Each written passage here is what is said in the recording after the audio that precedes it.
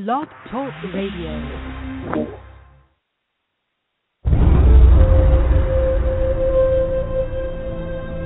He is the last of his kind.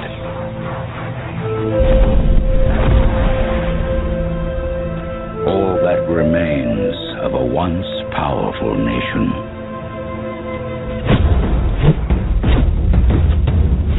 Some think he is a myth.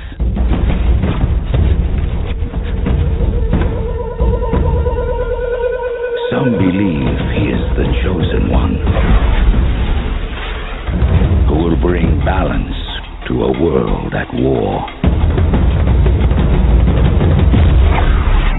And some will stop at nothing to destroy him.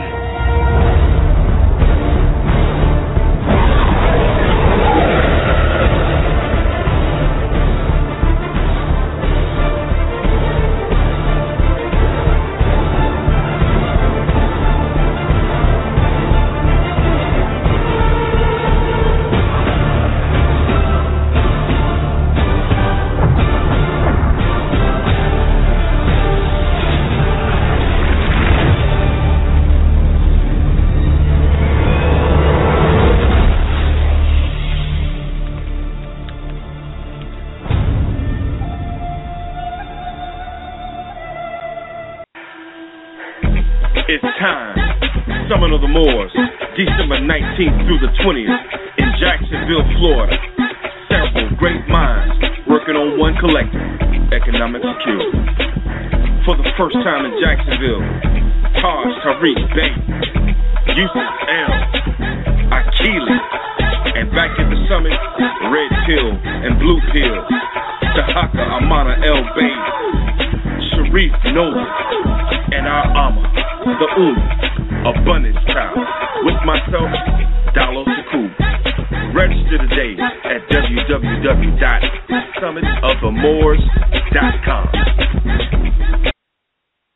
Welcome, Moors and Moors Talk Live 100. I'm your host, Tarhaka Amaana El Bey, and this evening we will be dealing with how do you get $3 million from your birth certificate, and how do you exercise your freedom of right to travel? Our special guest is Brother Diallo Shakur, and we will have Brother Yusuf El joining us on the broadcast as well. And what I recommend that you do is get you a pencil and paper handy so you can write some of this stuff down. Keep in mind, the number to dial into the broadcast is 310-982-4184. That's 310-982-41. If you got something to say, if you got a question or comment, just press 1 on your phone, and that'll give me an indication that you have something to say. Now, you have the right to travel, and we're going to deal with that. And at the bottom of the hour, we're going to deal with this birth certificate thing. But in the meantime, make sure that you have your questions lined up so that we won't have to waste time for you to hunt something and all of that business, okay? And make sure, once again, that you write this thing down. Now, before we get started, we're going to go through the commercials, get these out of the way, and then we'll be ready to go. So y'all hold your hat, yeah? Be right back. Getting rid of a mortgage, student loan, child support, or an IRS debt should never reach a courtroom. It should be stopped on the administrative level. To get this done, go to www.newdebtelimination.com. That's www.newdebtelimination.com, or contact me, Tarhaka Amaana El Bey, at area code 904-303-9061. That's 904-303-9061. Get out of debt now. There's no need to be bogged down in a situation like that. 904-303-9061, or go to www.newdebtelimination.com. Hi, I'm Tarhaka Amaana El Bey, and I want to give you some good news. Over at my website, newdebtelimination.com, is 2 sure-fired and tested methods for, number 1, getting out of debt now and owning a brand new business that belongs to you. Contact me directly, 904-303-9061. That's 904-303-9061. Go over to my website at www.newdebtelimination.com. That's www.newdebtelimination.com. We can kill 2 birds with 1 stone. Let's get out of debt now, and let's own your own business. Now, you can't beat that with a stick. 904-303-9061 or www.newdebtelimination.com. Okay, Moors, we back. Now, we ready to go. It seems my guest is on the line. I'm going to open up the phone line and let him in so that we can roll with this thing. Keep in mind, make sure you got your paper and pencil handy so you can write this stuff down. Area code 706. Are you with me, brother? I'm here, brother. Islam Hotel. Assalamu alaikum. What's happening? Shalom alaikum. We in the building. We in the house tonight. Yes, right. We're gonna have Yusufel, and we also got, I think, Blue Pill's gonna call in too. He's not already on the line. Okay. Yeah. All right. All you got to do is press 1 on their phone. Man, I'm doing super fantastic. Got a lot of work done today, and I'm ready to go, man. I'm ready. We talking about driver's license, freedom of right to travel, and all that stuff. And we got this thing down, man. We do this on the regular all over the United States. And for those new people who are just tuning in, just wanting to know how to get this thing done, we're gonna lay it out for them. Right on. How about that? Okay. How about it? All right. But first, I want to tell you about go ahead. some of the Moors. We got to make sure people, man, seating is limited. We want to get people in. It's free. Go to summitofthemoors.com, hit the register, and you see where it says you just put your name and how many people with you. If you guys want to have food prepared by the Drop Squad Kitchen and the packages that we'll be giving out, that's $25. That's the $25 registration fee. It goes to that. But the summit is free. Okay. Yes, sir. Okay. All right. And you want to give us a breakdown on, because, see, we got a complete listing of things. If you, for the new people that's tuning in, because the switchboard is already up to I don't think the level can go no higher. We got the Moors Executive Group, Summit of the Moors, Sankofa Initiative, Urban Geoponics, Keys to Empowerment, and Moors Urban Farms.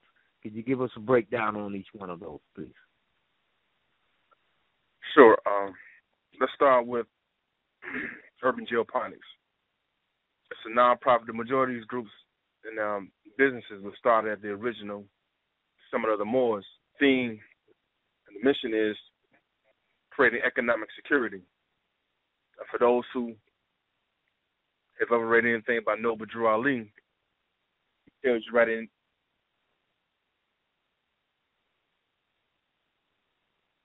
Okay. Okay, it seems that the brothers call is dropped, and we're gonna give him a minute to dial back in. But in the meantime, we're gonna play a little quick clip for you so that we can get a clear and concise understanding about the law before we get down into the mechanics of how you actually do this thing. So hold on a minute and make sure you got your paper and pencil handy, and we'll be ready to go in just a second.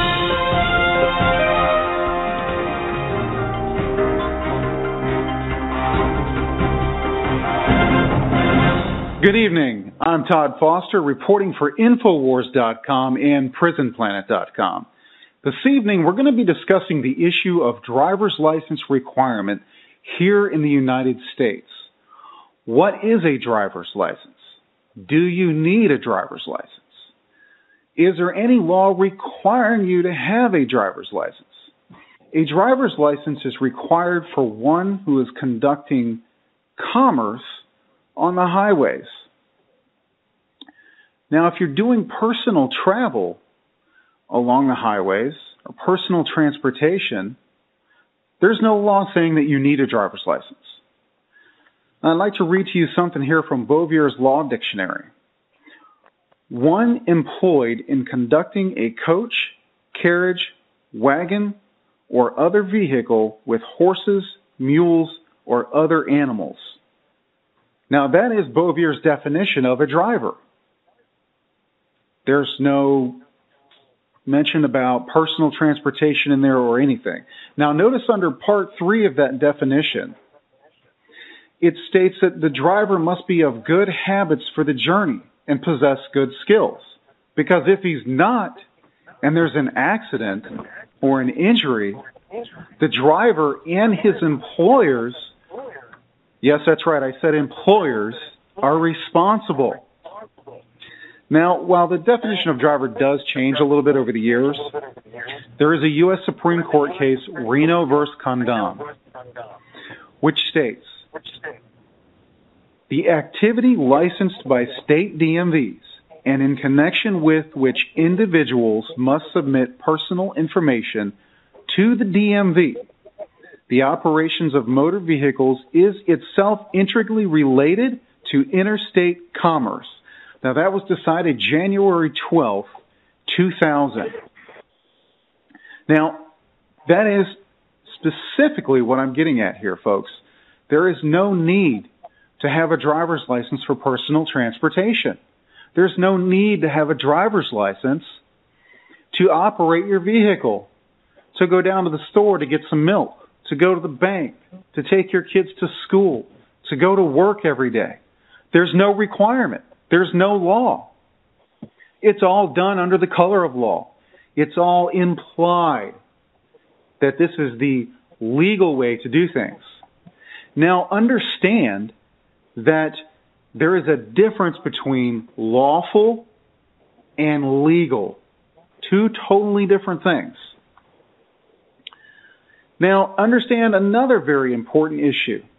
The DMV is a corporation doing business as the DMV. What they have done is implemented such methods as a driver's license, vehicle registration, and so on, to extort money from the people under color of law. Now, it's quite simple. These methods guarantee profits for the DMV. Why? Because the DMV is a corporation. These are very important things to understand. There is no law obligating you to do these things. Personal travel is a constitutionally guaranteed right. Freedom of movement, mobility, or the right to travel are human rights. Understand that. Human rights, not government-given or government-granted rights, not corporate-granted rights. They are human rights, constitutionally guaranteed to you. Now, contrary to what the system tells you, travel is not a privilege. Operating your vehicle is not a privilege. However, if you are a driver using your vehicle for commerce,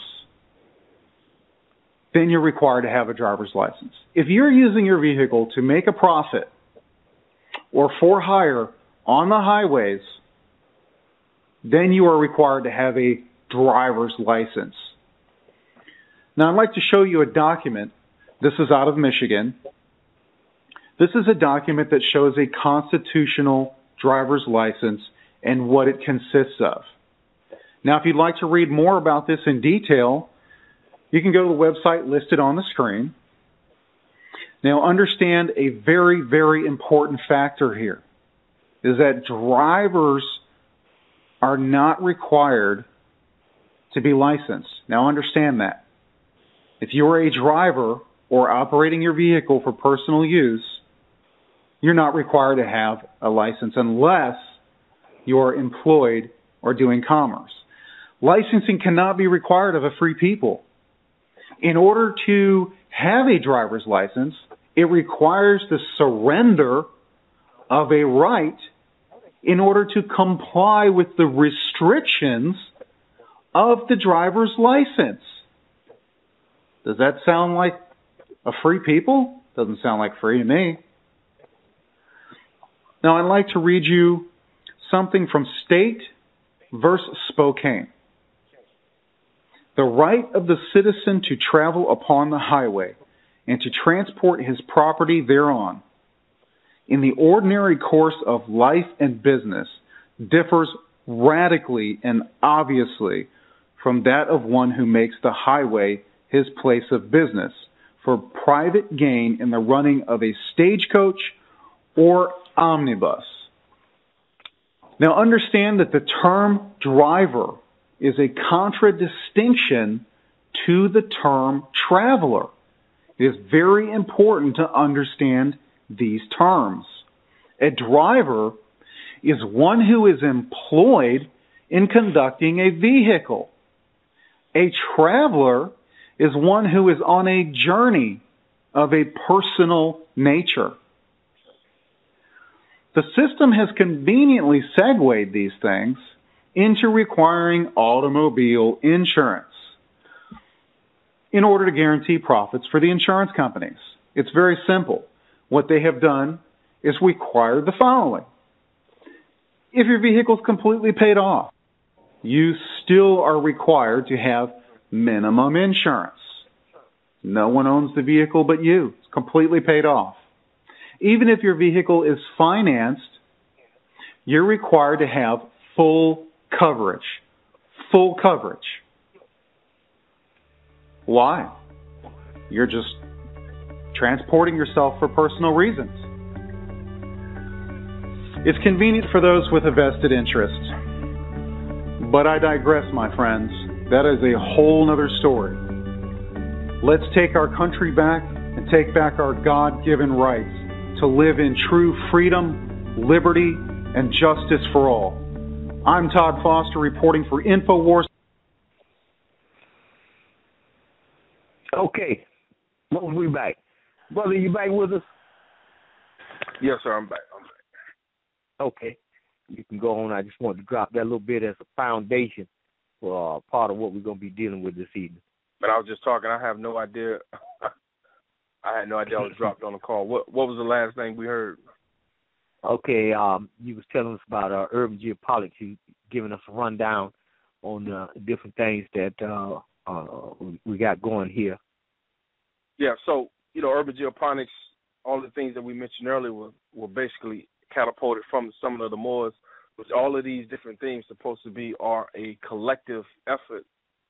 So when we deal with the Moors Equity Group, it's an investment group. So when we want to buy property, we'll basically just purchase it up under this name, Moors Equity Group.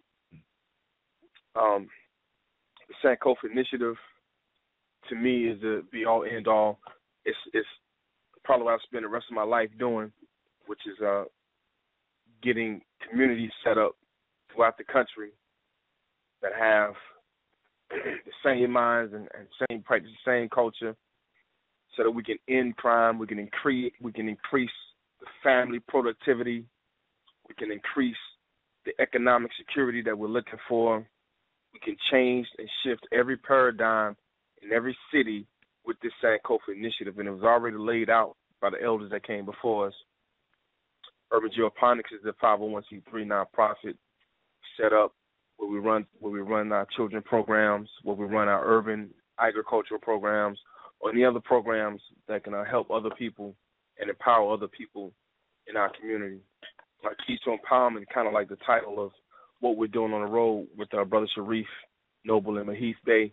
Keys to Empowerment, these are the things that we initiate in our conversations with people throughout the country, along with the Sankofa Initiative, so we can get these things set up.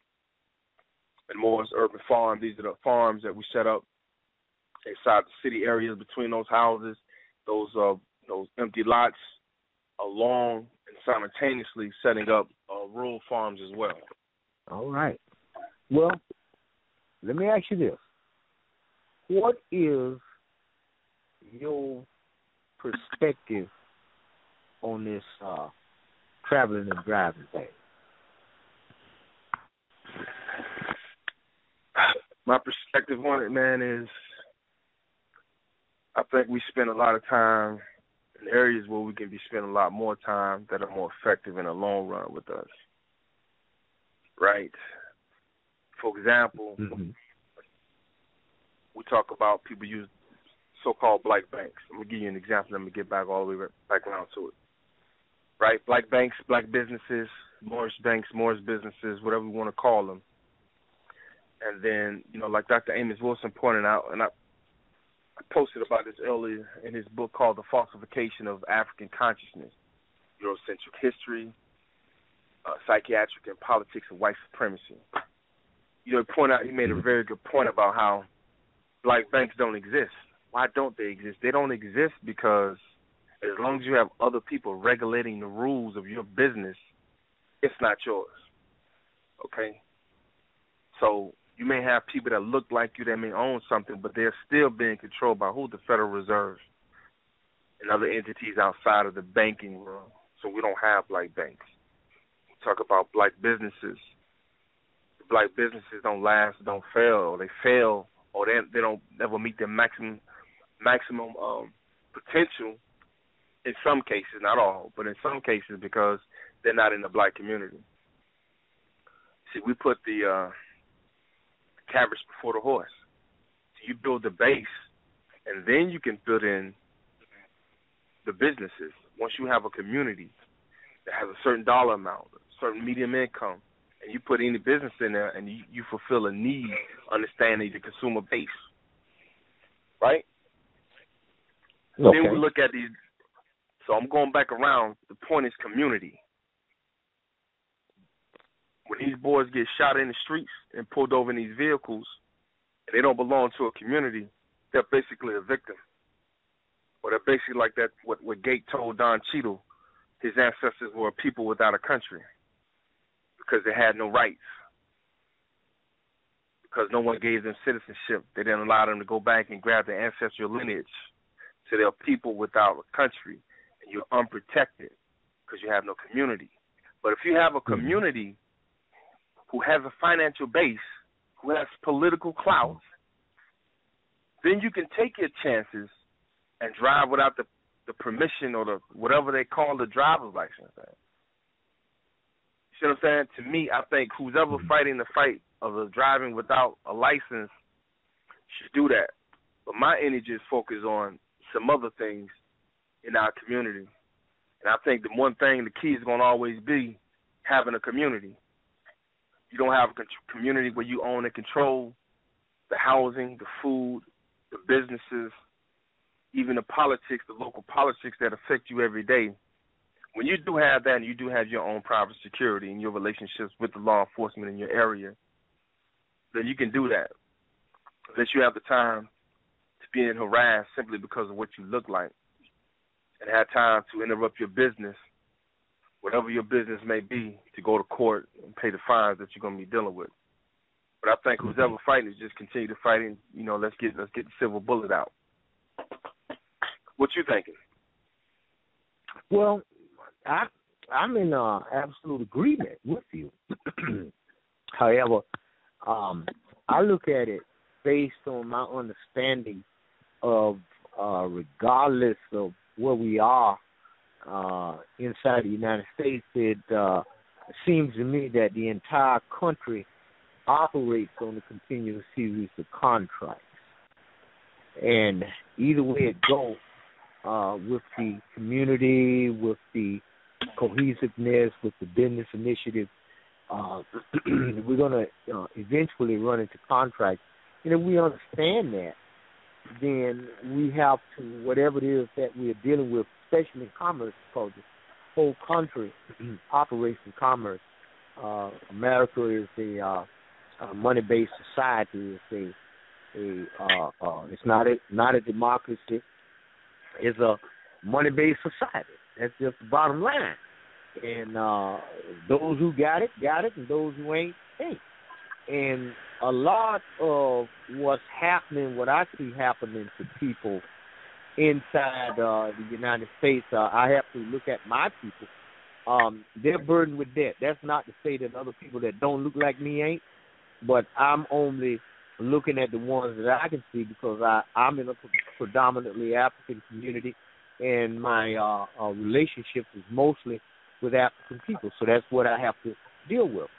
Now, when it comes to the freedom of right to travel thing, the way I see that is there are millions and millions and millions of dollars that people are spending unnecessarily.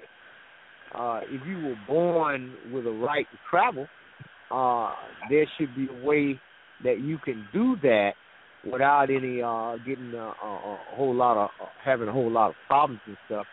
Basically, if you understand contract law, because if you got a driver's license, if you got a license plate,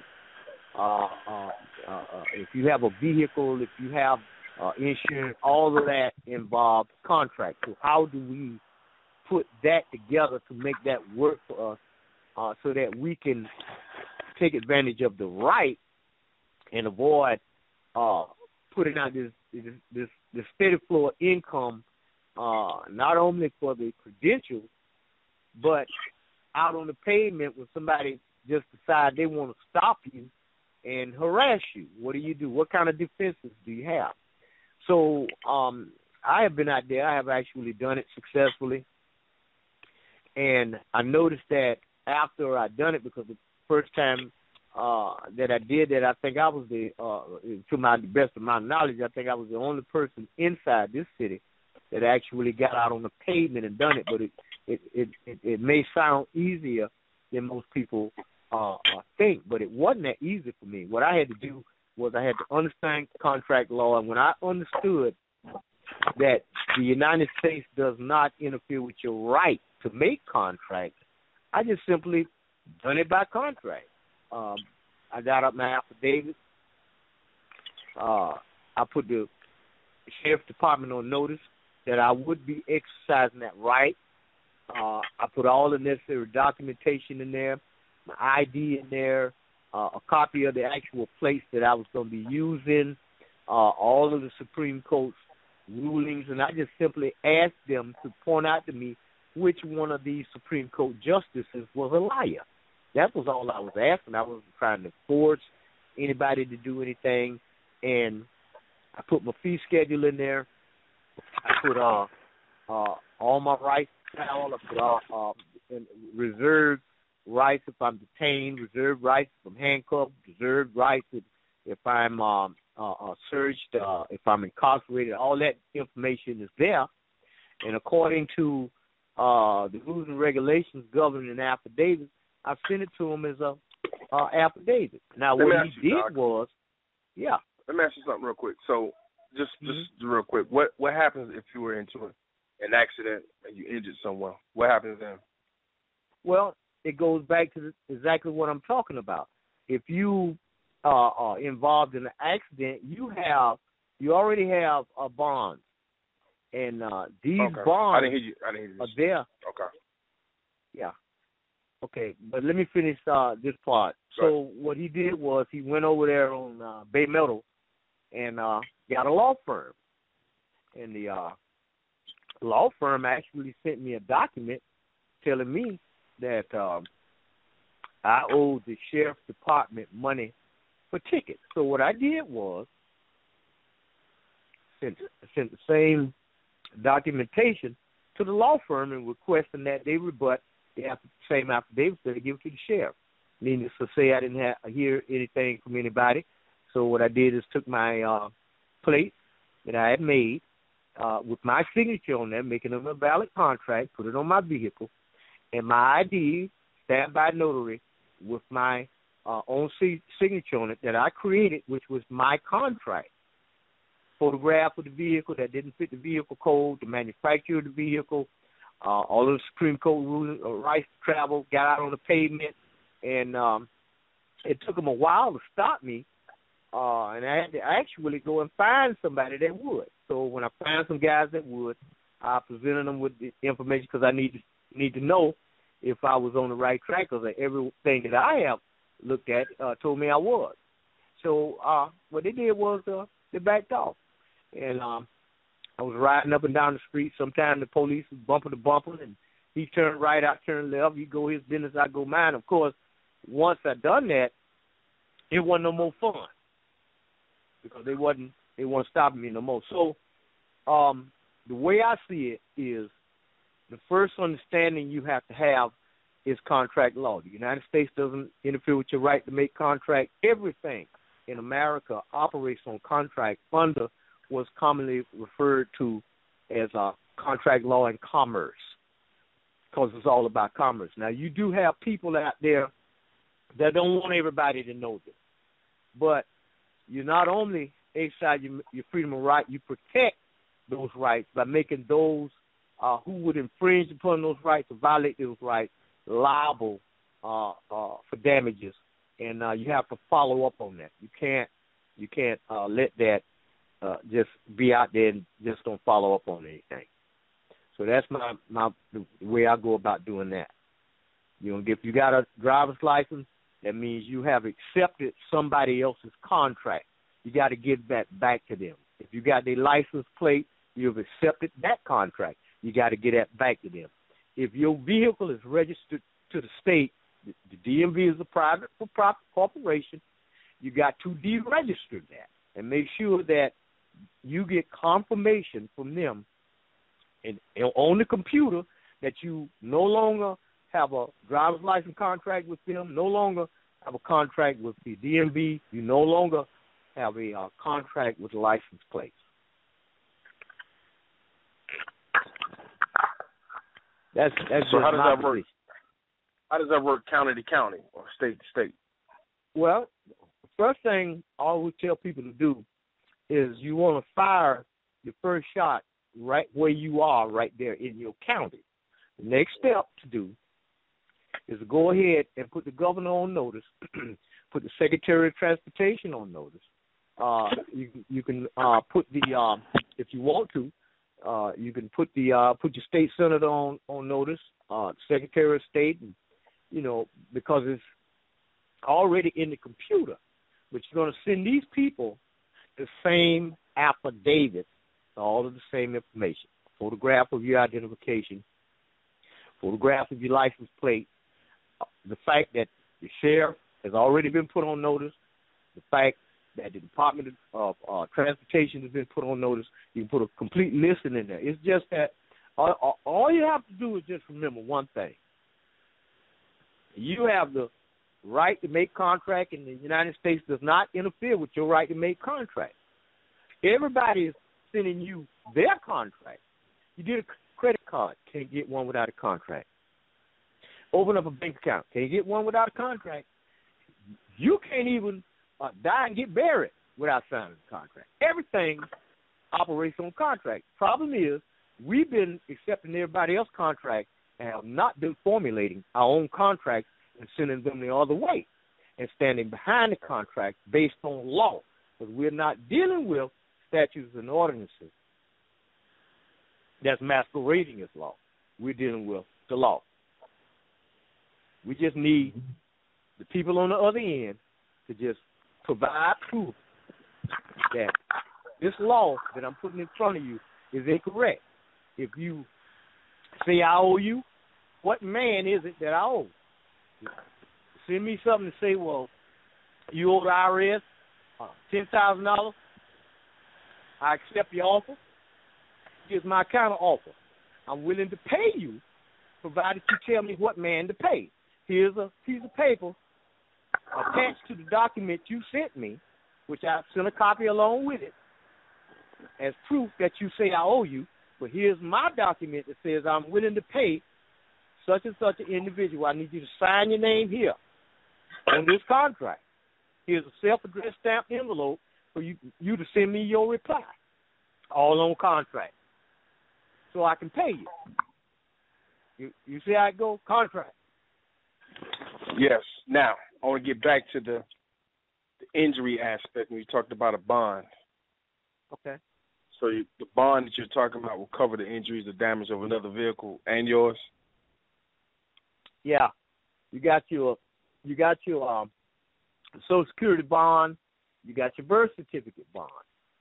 You create your contract, and you give them access to the bond number so that they can collect their damages. That's yours. Those are your contracts. Those are bonds with money for you to pay your debt. Now, I need you to talk, brother, as if this is my first time ever hearing Social Security bond I can make for myself to protect myself and my vehicle and damages to someone else, some other party. But you don't necessarily have to make up a bond. You formulate a contract, and you give access to your bond number. So you got your bond number. I'm gonna go to the laptop.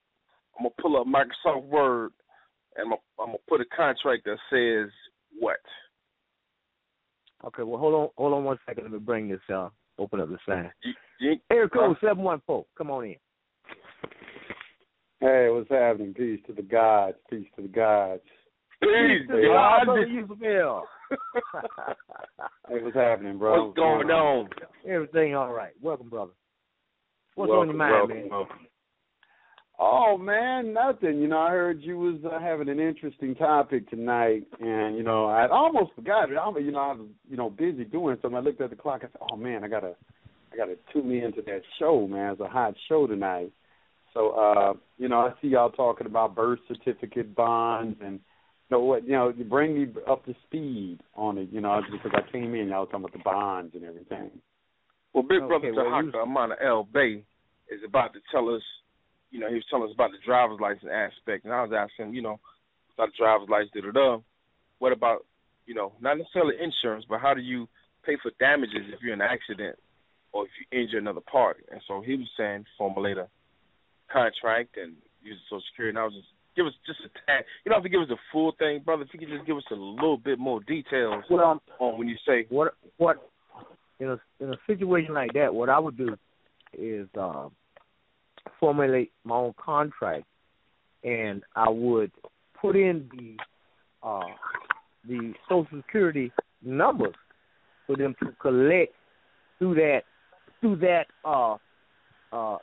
apparatus, or I could use the birth bond. So they're gonna so listen, you hit me in the back of my truck. I ain't looking for no contract. Okay? I'm gonna pull this pistol out and be like, what the hell is it now? What the fuck is this? So you pull out the contract, or maybe it looks like an insurance card somebody may be used to, and you give them instructions. Hey, here's a Social Security trust. What you do is what? Call this number, write a check against it. What I'm gonna do with this thing, man? I'm gonna get Geico on the phone. Hey, Geico, here's the Social Security trust number you need to tap into. Well, it's totally up to you. Just like the guy told you on the plug, insurance is provided for people by those who have a vested interest in that. Most people drive all year long, no accident, but they're steady paying this money in anticipation of something that hasn't happened. The same exact thing happens when you are out on the road traveling to the grocery store. They're stating that you have to have a driver's license. You see what I'm saying? Just for traveling. Now, nothing has happened, but they're saying that, well, just in case something happens. Well, the law doesn't operate that way. Speeding is not a ticketable and arrestable offense. The Supreme Court ruled that it wasn't. They brought it up in there, so that's the law. Now, so we can what speed. you're telling me is... So hold up. you said we could speed, and you can't. According to the law, we're not supposed to get a ticket. That's exactly what the Supreme Court ruled on. Type it into Google. So when they stop and try to give me a ticket for speeding, because the cops are not supposed to interpret the law, so something else is taking place. If they have speed limit, they don't know the law. Speed limit sign. They have to have an understanding. They're setting out speed limit signs on these state, local, and federal highways. So there has to be a bigger amount of attention placed in the policy writing and understanding of the local police departments. Well, the thing is this: the way the sheriff's department in the cities and states. First of all, you got to understand that the city states cannot make any law. Mm-hmm. What they're doing is they are promoting and enforcing statutes and ordinances. And statutes and ordinances are just that, statutes and ordinances. It doesn't have anything to do with the law. So what you want to do, what you want to do is have a clear and concise understanding of contract law and how to master contract law and how to create, formulate, and enforce your contract by law, not by statutes and ordinances, by law. They told us down in Orlando when they stopped Anthony Williams, the sheriff's department wanted him to come in and teach department about the freedom of right to travel and driver's license and stuff of that nature. And he called me and asked me if I would join him down there. And I told him that I would, but by then he was fighting over in Hawaii. So I said, well, I'll just wait till you get through that battle before you come back over here. But they don't know law because they're not being taught law. They're being taught the enforcement of statutes and ordinances, and which is just that, statutes and ordinances. It doesn't have anything to do with law. Well, that's a good point you make. The courtroom is running off statutes, and that's something I believe L just had on the show about clerk's practice. Yusuf? Yeah, I just did an entire show on the clerk's praxis. I just did 2 parts, one on Monday and one on Tuesday. And the third part I'm thinking about doing tomorrow morning, doing a Thanksgiving show. But essentially what clerk's praxis is, it was by a man named John Hall, who basically wrote a treatise on the procedures and mode of operations of courts of admiralty. And what I was trying to show people is that today's courts are an exact mirror reflection of that. They're operating the same way. Everything revolves around bonds, and anything has to do with bonds is some form of admiralty type jurisdiction, or some function of admiralty is present in it, because admiralty does a lot with bonds. They didn't call them bonds back then; they called them cautions, and they didn't call them sureties. They called them fiduciaries was the name that they called them back in those times. But the reason I'm going into in-depth on showing everyone that it's admiralty is because they got to understand the true nature and cause of the action that they're presently engaged in. A lot of people have been programmed by television, and Perry Mason, Law and Order, Judge Judy, all this, this Hollywood stuff, and they've been given a certain impression about how the judicial system operates in this country, and it's very deceptive. We are in a commercial environment, okay? 27 CFR 72.11 will testify to that. You can read in the beginning of the Federal Rules of Procedure. It tells you this. I mean, we are in a commercial system, and it's civil in nature, and anything civil is admiralty, and meaning it is dealing with money, and most importantly, it's about a debt collection. So what has happened is when they went into bankruptcy in 1933, they started making everything into securities. So now instead of everybody having money, everybody's looking to have a security interest in someone else's property. And then they can write bonds against that and create money. So this is the hypothecation of money or hypothecating debt and so forth is based off of, you getting a security interest in somebody's property. And how they're doing that through many different ways. They're writing a traffic ticket. A traffic ticket is a lien, an indictment in court. An indictment in court is a lien. They're putting a lien against you. Everybody's trying to lien your property. And then we have to come into an understanding of what is property. Your freedom is your property. Your name is your property. Your children are your property. You got to understand what constitutes property. And then you got to think of learn about a correct procedure to have what is called priority interest in that property. And that's where a secure party process comes in. Once you have established that, now that you have a security interest in property like everybody else, you also have the capability of writing bonds against that security interest. And that's the second portion of being a secure party, in that you are, shown how to be a private banker, how to create negotiable instruments. Now, once you create these negotiable instruments, now you can utilize those to offset or discharge debt, as they affectionately call it in the industry. You can discharge this debt. So now you can pay, not pay. Do not use the word pay. Now you can set off or offset obligations in the public by using private process. And this is what we, get into over on High Frequency Radio. Now, I like your illustration later. You hit somebody with a car, they're not going to want no damn promissory note or anything like that. They, these are private instruments. They're not to be used in the public, and they're used through private process. And you would already have to have established yourself a system where you could route instruments through the Treasury Department, and then have the Treasury Department fund accounts that would then in turn, pay for people's, bills and so forth like that, which is, it's not a lengthy process. Most of the process is up to 10 days. But you would need a thorough understanding of private banking, to put all that together. And I really don't believe that this information is for everybody.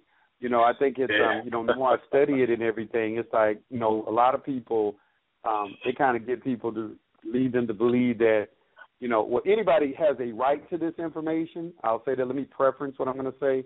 Everybody has a right to this information, but only a few people earn the right to this information.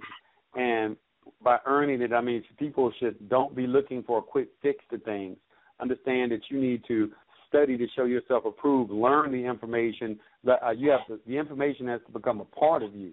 And then and only then, would I start, trying to engage in certain activities and so forth. Once you get at least a decent understanding, and I believe it takes up to 3 years to get a good understanding of all of this stuff, is my opinion. But that's just an overview, a synopsis of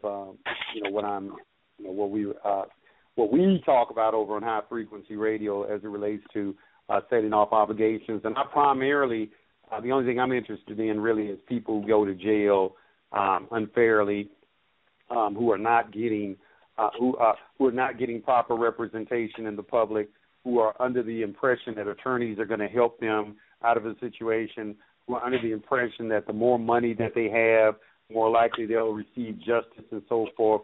All these are fallacies and thinking. They're misleading people and they not realizing that they're being pilfered for all of their assets, all of their money, and then simultaneously put in a state of peonage or slavery. And this is what this is all about, So that's my the spirit of my message, is to get people out of slavery, this new type of slavery that don't involve picking cotton, raping women, and splitting people in two, or anything like that. It is a very, very highly sophisticated form of slavery, wherein the slaves are allowed to take care of themselves. And as I said in Miseducation of the Black Man, when you could tell a black person to sit at the back of the bus, pretty soon you don't have to be around. He'll just get on the bus and go to the back of the bus on his own. And that is what we are doing as people. They don't have to monitor us anymore. We've been thoroughly trained, and we need to stop acting out. We need to learn how to act in public. Anyway, that's it. Hope that kind of touched on some things. Well, brother, I'm certainly glad you brought that little bit of information in there. That's very, very necessary. Give us the all of the information on how to get a hold of your broadcast, how to you all have other things that you offer as well. Give us a spill on that while we got you right here on the radio. Okay. All right. Well, appreciate that. Well, I have a blog talk show as well, and you can reach us at blogtalkradio.com/high frequency. Okay. That's it. And then we also have a website, where you can I have a PDF section with a ton of free information, and when I mean a lot, you're going to be very impressed with the collection over there. We have a big collection on trust. We have a big collection on commerce. We have a big collection on Constitution, and I have a esoteric collection over there, foreclosure, esoteric, all 3 PDFs that instead of scouring the internet looking for all this information, you can find it in one place on my website. Additionally, I have a chat room over there. You can go over there and post messages and so forth, and as well. And that website is highfrequencyradionetwork.com. highfrequencyradionetwork.com. It's the name of the show, highfrequencyradionetwork.com. And then the call-in number is 424-222-5250. Say that yes, number sir. again. And I'm sorry, 424-222-5250.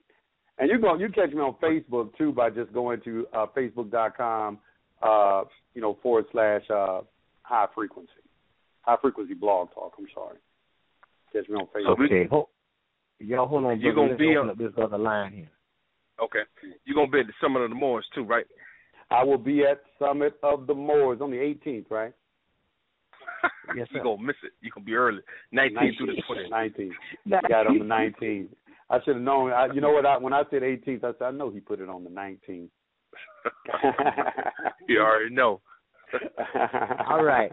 Area code 678. You are on the air. 678. Come on in. Peace to the brothers. Peace, man.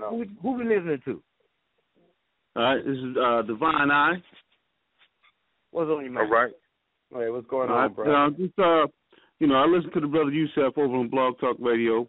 Brother Tarhaka, too. I want to say thank you for all the information and the help that you give in disseminating some of the information. I wanted to ask you guys to go in real quick. And it's, still kind of foggy for me, too, but I've been studying, like, civil rules of procedure, getting into the UCC. And a lot of stuff is clear. But what still confuses me is kind of like the public and the private. I know Brother Yusef goes in to dealing with the public and the private. And my question is, if I'm using the statutes or codes, which are all, I guess, public ordinances or whatever, how does that apply when you go in to court, or how do you utilize that in the private capacity? Okay, first of all, you do not utilize statutes, codes, and rules and regulations in a private capacity. As a matter of fact, ultimately, the ultimate goal is not to use those at all, because those are for corporations. Okay, those are for corporate entities, okay? Everything in the public is built off fiction, what are called legal fiction. And the definition of a legal fiction is an assumption that something is true, even though it may be untrue, made especially in judicial reasoning to alter how legal rule operates. It's very important for people to understand that you're dealing with legal fictions, if you want to call them nom de guerres, or you want to call them, ficti juris or whatever. You're dealing with the land of constructs that are coming out of the belfry of somebody else's mind, and you really don't want to get into that Alice in Wonderland stuff. The real man is really governed by God's law, and I'm using God's law. I'm using the word God loosely because it's really like the laws of nature and whoever you deem the creator to be, which would probably be your religious belief or whatever. That's really the laws that govern you. And I have to say that because that's just what it is. You're supposed to be free to do whatever you want to do as long as you don't hurt another man or his property, and that right there is governed by God's law. But next, as far as you going into court and so forth, you're looking to get into a court of equity, because the equity court is where they're going to adjudicate contracts. Because even though we call them public, they're really private. Everything is private now, because you know the Clearfield Doctrine. When the government comes down and starts to do business with anyone, they're operating on a private level. So they're really private, but we call it public, and they don't even use public law really. They're using public policy because they're bankrupt. But we're contracting with them. The only way that they can get you over into their jurisdiction is through a contract, what would be called a minimum contact. That is what really the contract is. It's called a minimum contact. All right, so the thing is that you don't want to use that. What you want to do is you want to follow what it says in the Bible in Matthew 5:25, which says to agree with your adversary before you get to court, lest he hand you over to the judge hand you over to the bailiff, and the bailiff cast you into prison. I tell you, you will not come out until you have paid back the very last penny. That right there was said 2,000 years ago. And it was talking about an admiralty-type court, which is a debtor's prison. So what you have to do is you have to reach an agreement with them before you get to court.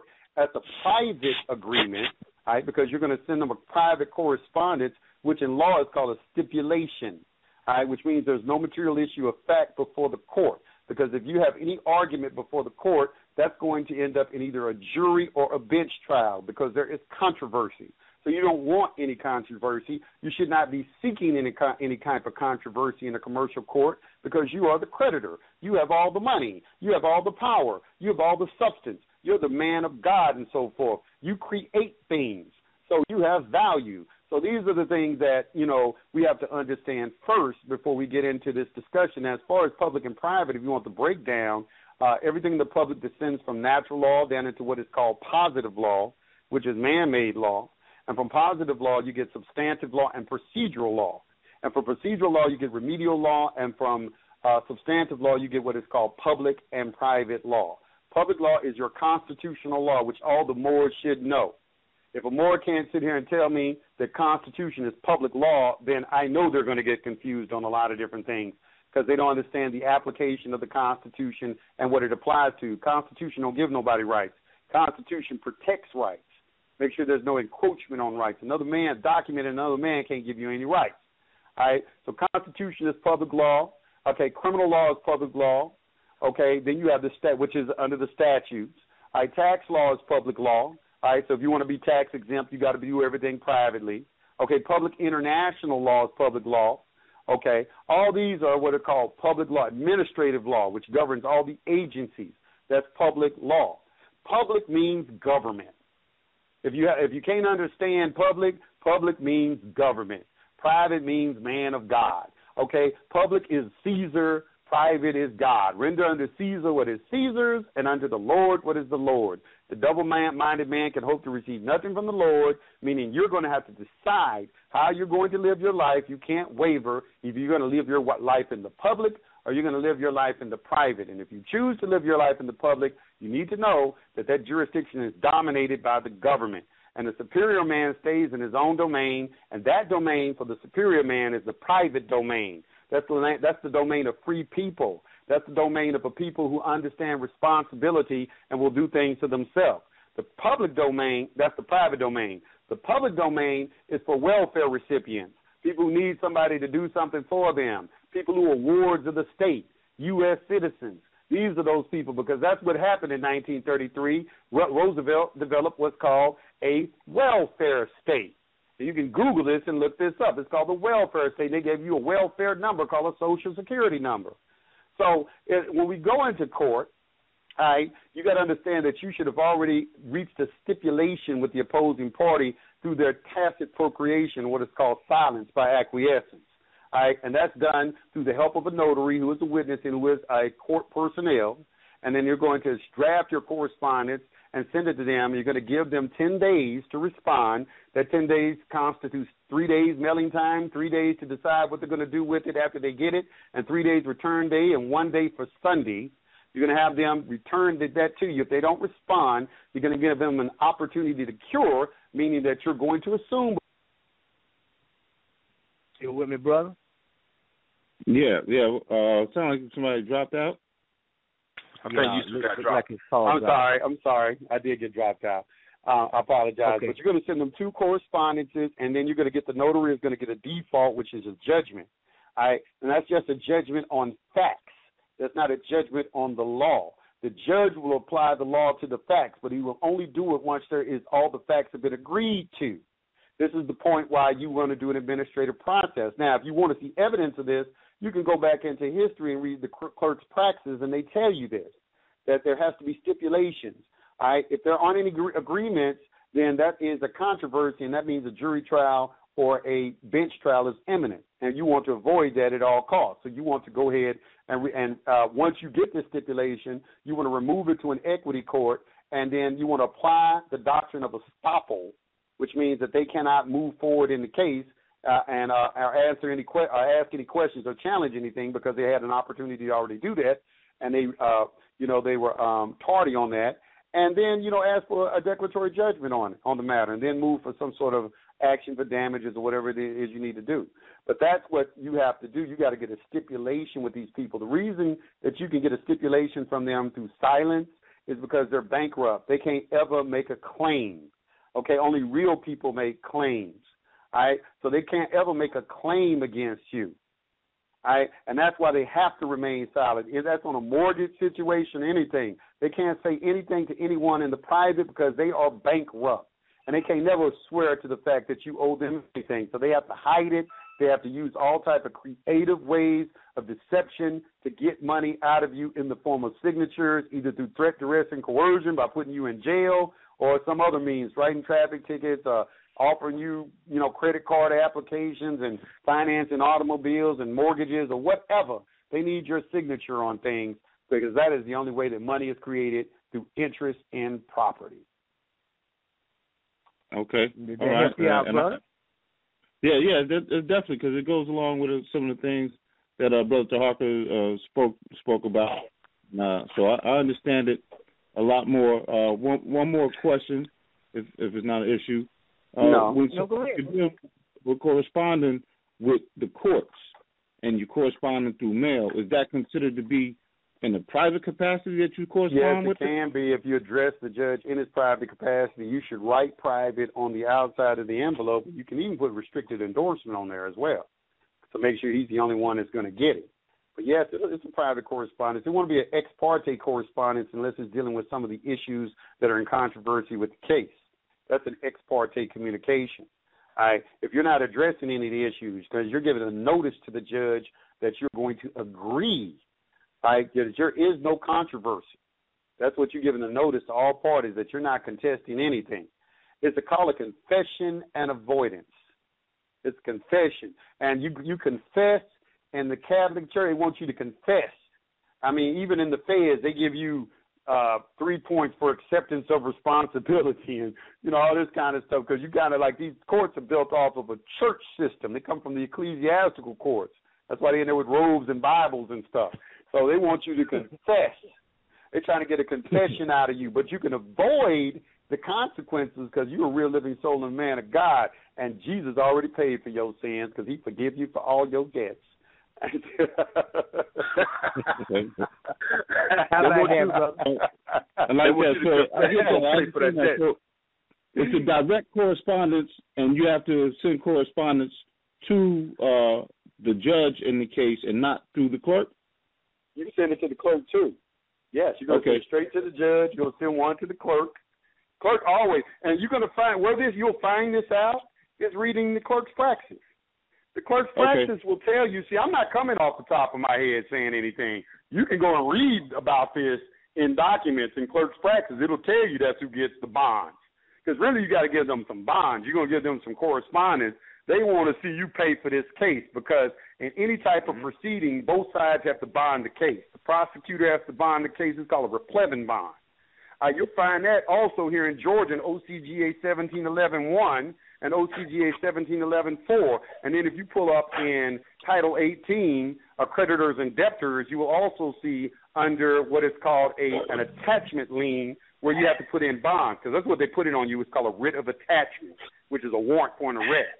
So whenever you're in any action, when you're in controversy, both sides have to be insured. Everything in the public has to be insured, has to be bonded.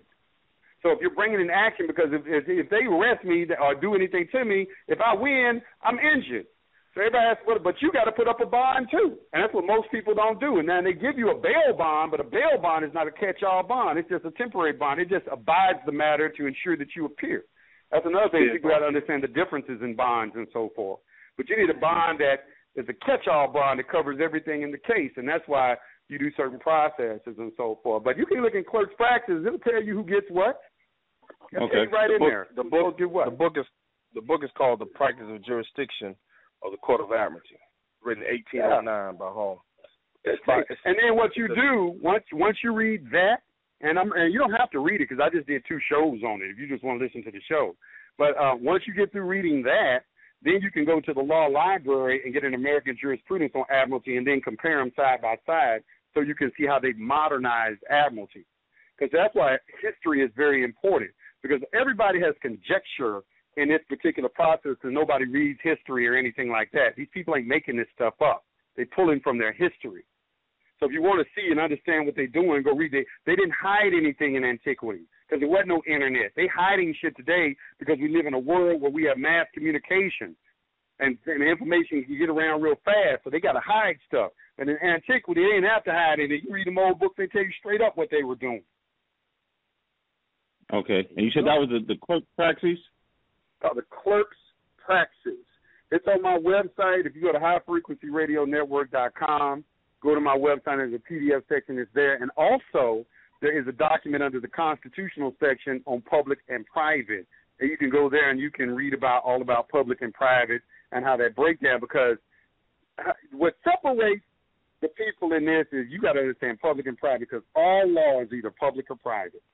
It's only 2 sides to everything, okay? And even with laws, 2 sides. One side is public and one side is private. One side is the devil and one side is God. You can call it whatever you want.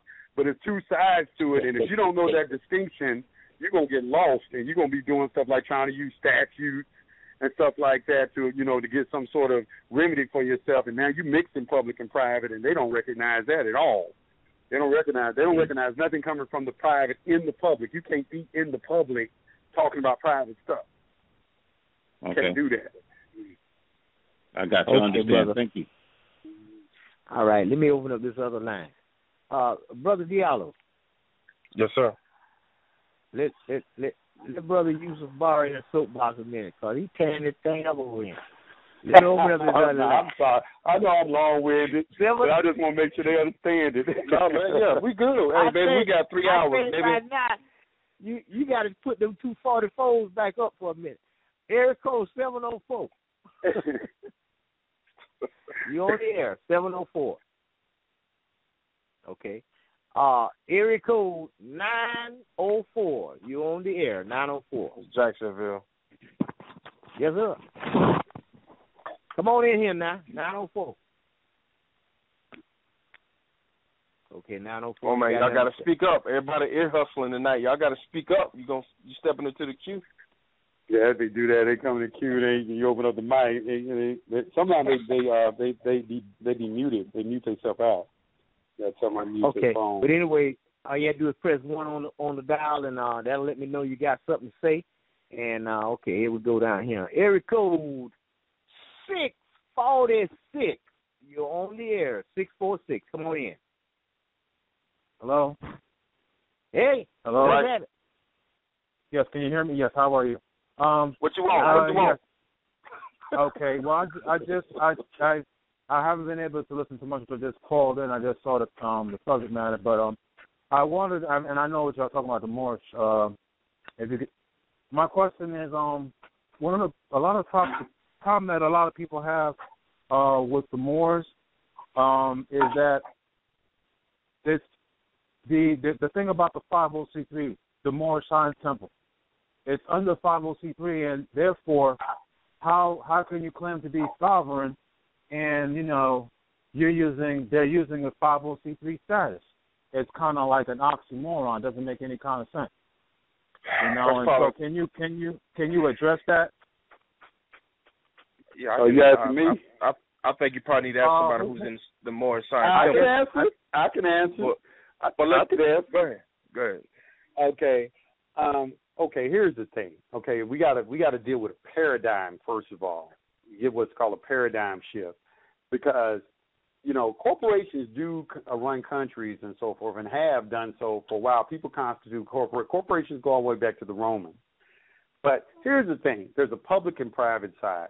The 501(c)(3), they're incorporated under what's called the Religious Incorporation Act, and then I think they later on it became a 501(c)(3). corporation. I'm not sure. But the thing about it is that the Moorish Science Temple looks at that as their business that they operate in the public. It's okay. All right, as long as they understand on the private side, if they have some sort of trust. What I teach is having them have a private trust that they operate out of where all the members can benefit. You know, and why you would operate in a trust is because that is how you take your members out of the system, because you got to provide an environment where they can thrive in, and then you have to finance that, and you have to finance that by using some sort of vehicle where everybody can aggregate their capital and make investments and so forth. So so that's what they got to do. If they don't want their members to have driver's license, Social Security cards, have to eat bad food, and get all this bad public education and everything that's going on, then they got to pay for their own. And they need to come up with some kind of way that the leaders of their organizations are going to be held accountable for the things that they do. And that is why you utilize a trust, because a trust has a very, very high level of duty that is accorded to the trustees of the fiduciaries of in the Moorish Science Temple's case would be the sheiks of the organization. So that is what, how I see it, and everything is public and private. They do have, and some of them say, well, we already have a trust, and I'll retort, and all I'll say is, okay, well, where is it functioning? Where is it visible? Because putting a trust on paper doesn't mean anything if it is not managed like a trust. That's called form over substance. So you can form a trust all day long, but if it's not operating like a trust, then the substance of your transactions have nothing to do with trust. Everything is going through what's called a corporate entity. I don't know all the Moorish Science Temple's personal and private information. They may know stuff that I don't. They may be operating like that for now. For all I know, I don't know. But that's what, from what I can visibly see, that what I think would be a fair answer. That, I'm not going to hold. Okay. Now, when they talk about this nation stuff of this our land and all this kind of stuff right here, and which is all true, I'm not saying it's not true, but when you talk about nation building, one important arm of nation building is enforcement, which is a military arm, and they don't have that present. Everything is based off of them petitioning and asking somebody to obey a treaty that they, that they've been violated 1,000 times and so forth. And that kind of aspect is what's kind of been silent and everything. And because we don't, and we're not warlike people. Well, we'll fight, but we're not, because that's not the answer. Because the enemy that we're going against is so advanced militarily that it's just not feasible for us to try to come up with something and take up arms against these people. Why not use what's called commercia belli, which is commercial war? Right? Why don't we start teaching our people, stop buying goods and services from these people, stop financing this, stop, you're going to get shot down in the street or rape, kill. Somebody was writing, they got to rape us, kill us, shoot us down in the street, but you run the next day and go buy some shoes or go buy something from them stores, because them police officers, they protect businesses. So if you want them to stop shooting you down in the street, then don't go to the businesses anymore, because obviously they don't want you there. So don't buy it from them no more. Make your own damn infrastructure. Stop going over to their stuff. They're probably sitting back. Why do these people keep coming over in our stuff? Why don't they build their own stuff? That's what you do. Start building your own stuff and build up your own neighborhoods, they're all dilapidated and everything, and create a safe harbor for yourselves, and then we wouldn't have to deal with all of this stuff. But we keep on running around trying to make other people happy, and because we deem these other races have nice shit, and we're not making nice shit for ourselves. We got to be the gods and goddesses who we are supposed to be, who are the creators. We got to get back to creating, because we ain't creating right now. The only thing we creating is rap songs and dunks and touchdowns. We got to get back to the point. Yeah, I agree. We got to get back to. Yeah. Can I add another thing? Well, and what Yusuf was saying is definitely is very true. I mean, because if you look at what do you call it, the Hasidic, the synagogue. I think the synagogue, and I believe they probably deal with trust. Those people, the Hasidic, with the synagogue and everything. And I mean, yes, like do. you said, without a doubt, they do. And I mean, it'd be nice if the Moors can. The Moorish Science Temple could do that. And another thing, the representation, because I've known some people who are Moors, and they go to the courtroom, and I mean, you know, they don't have that kind of, supposedly that they're supposed to have other people, like, because if they're government or representation, and they don't have no one there to coming from the Moorish Science Temple there to speak on their behalf, or not speak on their behalf, but you know, it's like, what is it that they're supposed to have representatives from the Moorish Science Temple there to be there to support with them? Mm-hmm. Let me interrupt a little bit real quick. See, that's why I said at the beginning of the show, you know, we jumping out trying to do a bunch of stuff individually, and what's going to happen is you're going to continue to be victims and upset, and then you get tired, and then you're looking at pointing at somebody saying something was wrong when you don't have a base. Your base is your community. The Hasidic Jew, again, I say this every city I go in. Do you think in New York City you will ever see a Hasidic Jew get choked out by the New York police live on videotape? Hell no. Do you think you'll go to South Carolina and see an Asian jump out of a car, run, and get shot 8 times in the back by a cop? Hell no. No. These people have communities. These people live in financial enclaves. These people have political clout. These people have a culture. They live together, whether they like each other or not, but they have an agenda, and they work that agenda. They have international relationships. The Negro was created in America. You call him African? I ain't African. No one will come to your rescue but you. What you got to do is turn around, stop spending your goddamn money, start building stuff, get smart, and start getting it right. Financial base, build your community. So if somebody touch you outside your community, then they suffer the consequences. Or they know not to touch you because you have been doing what your community is supposed to be doing. Right. You understand? Yeah. So, you know, it ain't just the Moors or people who carry the title Moors. It's you. You on the phone asking, well, what are you doing in your area? And that's a rhetorical question because I really don't want to know. So my point is this. The answer is get back to the community, baby, not neighborhoods. Close it off. Make a conscious decision. All right, brother. Make a conscious decision. Hold up, brother. I ain't finished, goddammit. Make a conscious decision to buy these houses, buy that land, stop letting people come in, boycott them out. You ain't got to touch them. If you build something next to them or down the street, and stay engaged with the community and the local politics. You got to be involved in local politics because it affects you every day. Who we got on the line, baby? All right. Area code 510. Come on in. You're on the air. 510. Area code 904. 904. You're on the air. Let me hit the mute button. Okay. I think you just came in. Try him again. Let's go back and see. All right. Yeah. One more time. Area code 904. You on the air? You doing shirt all on back. Hello. Okay, I guess not. No, he's playing with the baby. You got the little one occupying him. Yeah. That's a blessing, though. Okay, but now, okay, let me go down and, okay. 205. Area code 937. You're on the air. Hey, how's it going, my brother? Comment? Hey, fine, brother. Let me have it. Yeah, I just want to thank you, Tarhaka. You know, on that court situation, you really helped me out on that one, man. I'm going to tell you, it's crazy because, you know, when I got caught with it, well, what happened was I was heading back to North Carolina because I stay in Ohio. And, you know, I had some weed on me. And they profiled me because, you know, I had my Warriors gear on. I had my jewelry and stuff.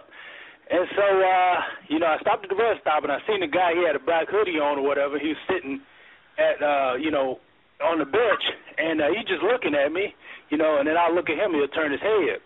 So when I came out the door, you know, after I used the restroom, I came out the door, get back in the car, and he followed behind me, and he looked, and then he went back in. So then I get on the highway, not even 3 minutes on the highway, cop stopped me. He was like, well, you know, you was going pretty fast in the 60 mile zone. You was going 65, then you went 70, then you went 75. And I say, you know, how could I go that fast? And I just got on the highway. And he was just like, well, I was just stopping you anyway just to give you a warning. And so he smelled it, and that's when, you know, he asked me if I had anything. I was like, yeah, I got me some. And so, you know, he went and got it, and which was fine. He wrote me a ticket for it. And so, you know, I had been studying, you know, for years, but, you know, I stopped for a couple of years because I had just been working like crazy. And, you know, Tarhaka, I text you and, you know, asked you for information on court, and you gave me that information, man, on the guy called Lentz, man. I just studied from that whole week, just up and down, and just studied and wrote notes. And so, and it was a great success, you know, how I went in there and, you know, and came out with the victory on it. You know, it was something because all charges was dropped, everything was dropped. And, you know, once I gave them the affidavit and the notice to the court, they was running like crazy. They didn't know what to do. So the prosecutor came to me. He was just like, we're not prepared right now, you know, but we'll get with you at a later date and you know, issue another date. And so he was just like, you free to go. You can go. And so I left out. And they didn't give me no date or nothing. And what I did, I wrote down on the paper, I wrote down, you will bear all liability if you enter me into a plea or order me into a plea or order me to reappear or appear at a later date. And so I gave them that. And then when I went on the website, they didn't have nothing on me, man. It's crazy. They had nothing on me. Everything was dropped. And so I'm free, you know what I'm saying? So, I just think, Tarhaka, you know, so, yeah, man, Tarhaka, he just, you know, just give you the information. He don't just give you A, B, C, D. That's what we want. But, you know what I'm saying, he wants you to learn. And you know what I'm saying, that way, you know, you can utilize it, you know, and that's what we want. We want a lot of, you know, stuff that's just given to us, but we got to study for it. And, you know what I'm saying, I thank you, Tarhaka, for that, man. You know, I'm listening, and that definitely addressed all the little different little ways they try to contract with you, too. That was nice how you tied them up like that with the language, you know. Yeah, and that's one thing he tried to do, too. They tried to, you know, you got to learn the lingo. And, you know, every time they had me with a question, I asked them a question, you know, with a question.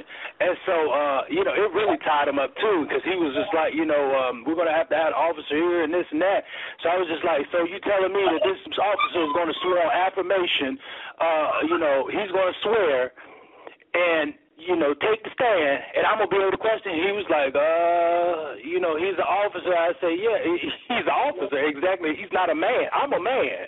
And I'm just here to, you know, I just want the man to come forth that I injured, that I harmed, and so I can make a claim, so I can pay him. So not pay him, but compensate him.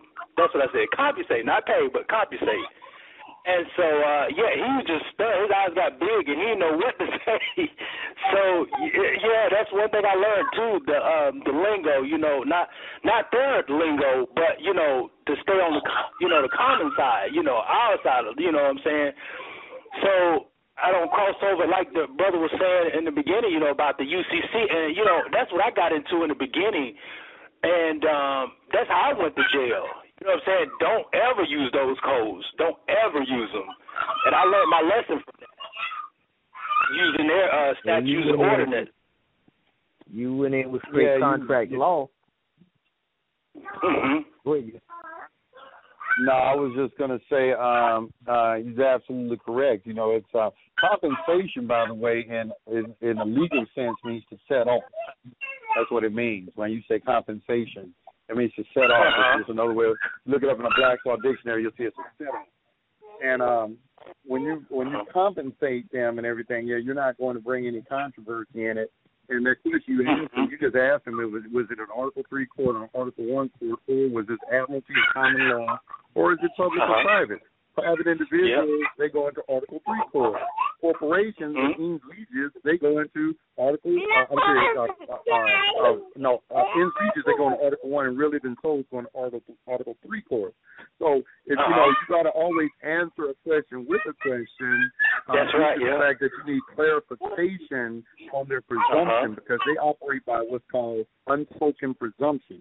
So if they're presuming things, you have to rebut those presumptions by asking for clarity. It said, are you a U.S. citizen? I'm sorry, what do you mean by U.S. citizen, and from where do you derive your definition?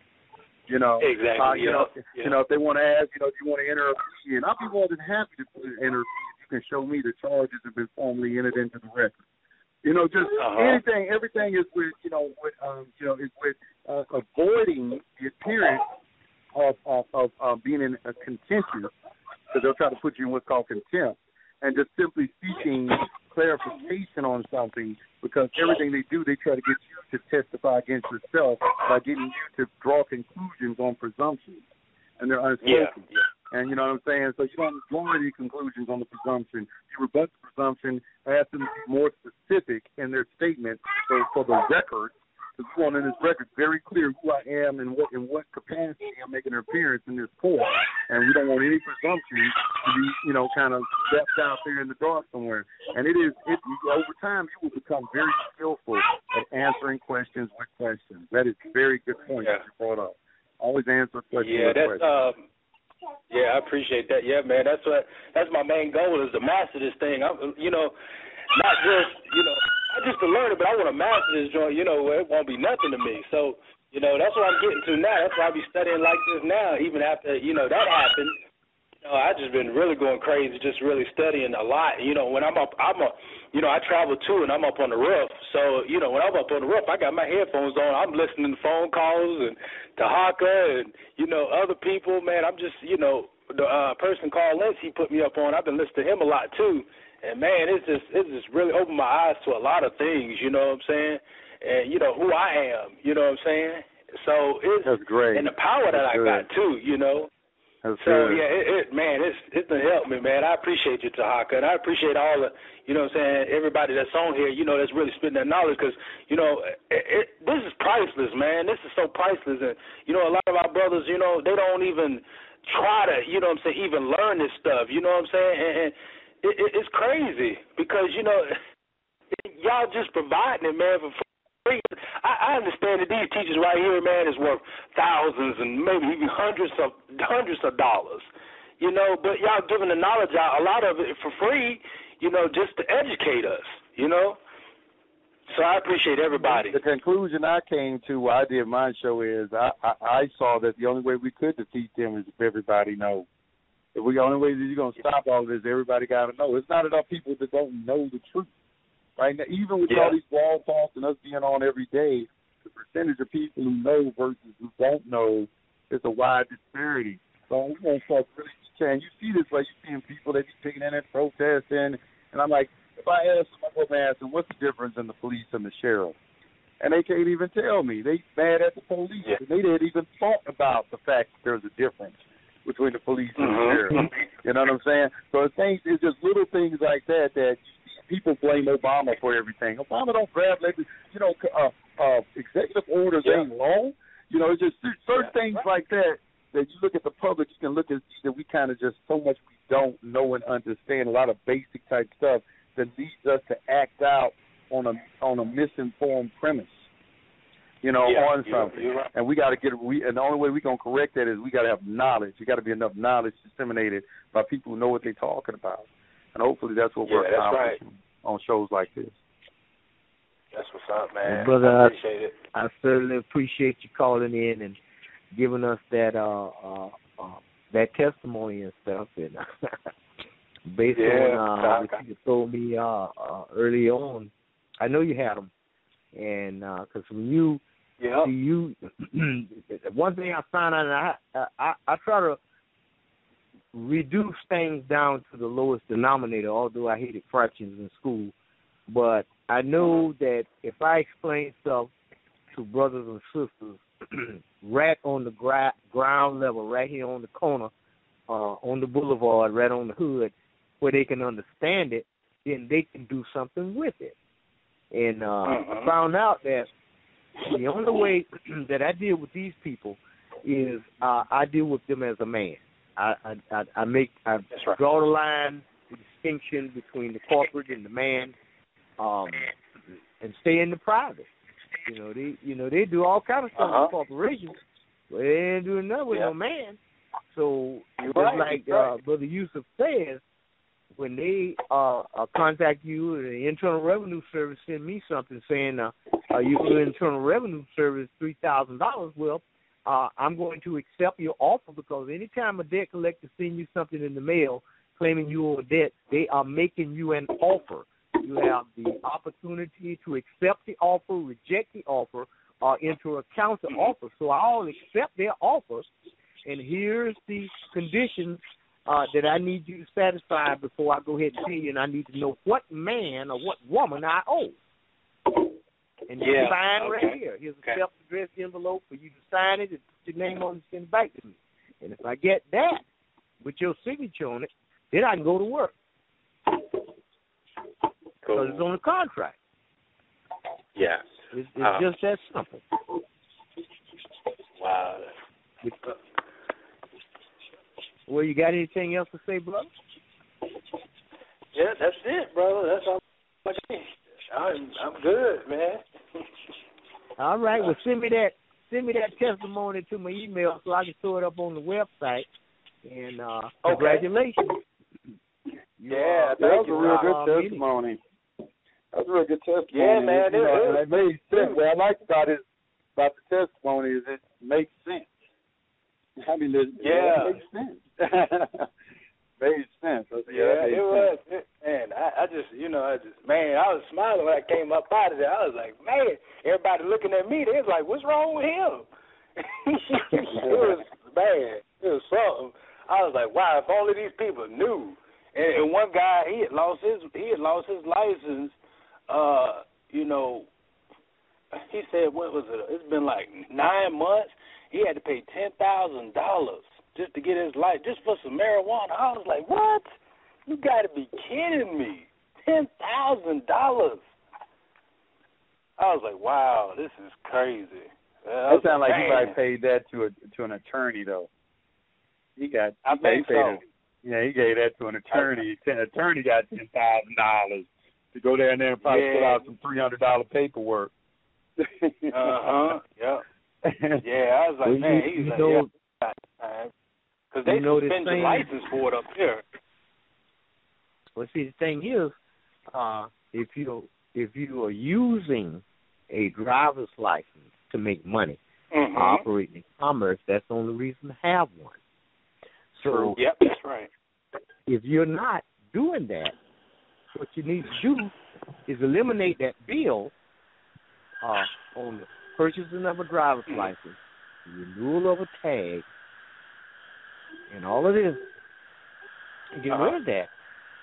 You make your ammunition in peacetime. You don't wait till war break out to make ammunition. You get all that stuff selling out of the way so that you can free up capital so you can invest in a business and other things. Yeah. Okay. Yeah. The public and the private don't just happen on paper. You want to use that throughout your daily life. I had policemen come here.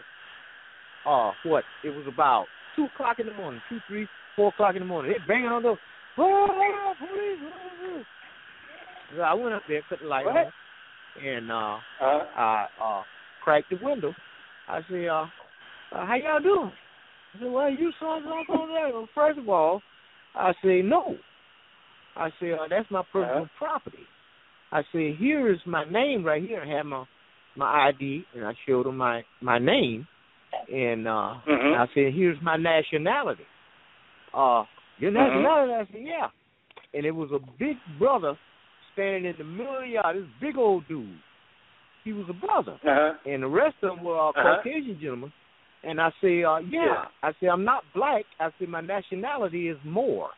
And when I said that, the brother turned around, walked out the gate, and walked 2 blocks down the road. I could look right out my side window and see him standing down there by himself on the corner. I said, I said, that must have been a good shot. So the Caucasian gentleman said, so you're not black? I said, no, there's no such thing as black people. All white people. I said, I teach law. I say, you say you got a warrant? I said, show me that warrant that's signed by a Fourth Amendment warrant signed by a Fourth Amendment judge with a break order on it. We'll be back with a warrant. I said, well, go get the warrant and come back. So he run over to the car, he come back with a piece of paper, held out the window. I said, where the brake order? Where's the judge's signature? Well, we can't break your windows or break your door and nothing like that, but you didn't go to court. I said, well, what am I gonna go there for? I said, I don't owe you nothing. I said, y'all down here, number one, the sign on the gate saying no trespassing. You don't have an appointment, and you disturbing the peace. Well, we're gonna go ahead and leave, but this ain't over. I said, well, as far as I'm concerned, it's over. And so they got in the car and they left. But the thing was, that I dealt with them was private and not public. They wanted me to be fishing, because they had it fishing on the paper, and they trying to collect funds on behalf of the bail bond, and I had already went down to his office and then showed him my identification. They made a copy of it, they stamped it, and I gave him my judicial notice, proclamation of status, and had a conversation with him. I said, now, this thing here is in all capital letters. I said, you ever been to a cemetery? He said, yeah. I said, all the gravestones out there in all capital letters. I said, how many people you think out there dead? He said, well, it's kind of hard to tell. I said, let's try all of them. Oh, yeah. You got a point there. I said, so do I look like I'm dead to you? No, you don't. I said, so y'all trying to live with something that don't exist. I said, I don't owe you nothing. Yeah, and then he went over there to a judge. He had a judge send me a letter. The judge said, well, would you be kind enough to, because your bail bondman has said that he want to establish a court date for you to come to court, and if you be kind enough to come to court, we'll go ahead and strike all this. So I'll consider throwing it out. So I sent him an affidavit. I said, I accept your offer. I said, and I'll be more than happy to do that. But however, I need you to rebut this affidavit right here, and that will give me good passage to come in there as a living, breathing man. And I didn't hear nothing else from nobody. That was nice. That was the end. Wow. Hey, Tarhaka, I got a question for you. When that policeman came, I thought it was a bond that they have to have too. They have to have the warrant and the bond, just in case they damage something. That way they can compensate you. Well, in this case here, what I found out was we did some investigation, and we found out that the policeman that came here had on a JSO badge around his neck. And he told me, which is a violation, that he was a bail enforcement. That is against the rules. He was a bail enforcement officer. Wow. So I contacted the Department of Family Services. I told him what happened. He says, no. Go to the website and look right there. He said, if he told you that, that's a violation. Then he gave me the number to the bail bonds office. When I called the bail bonds office, he answered the phone. Then we found out that these were two brothers.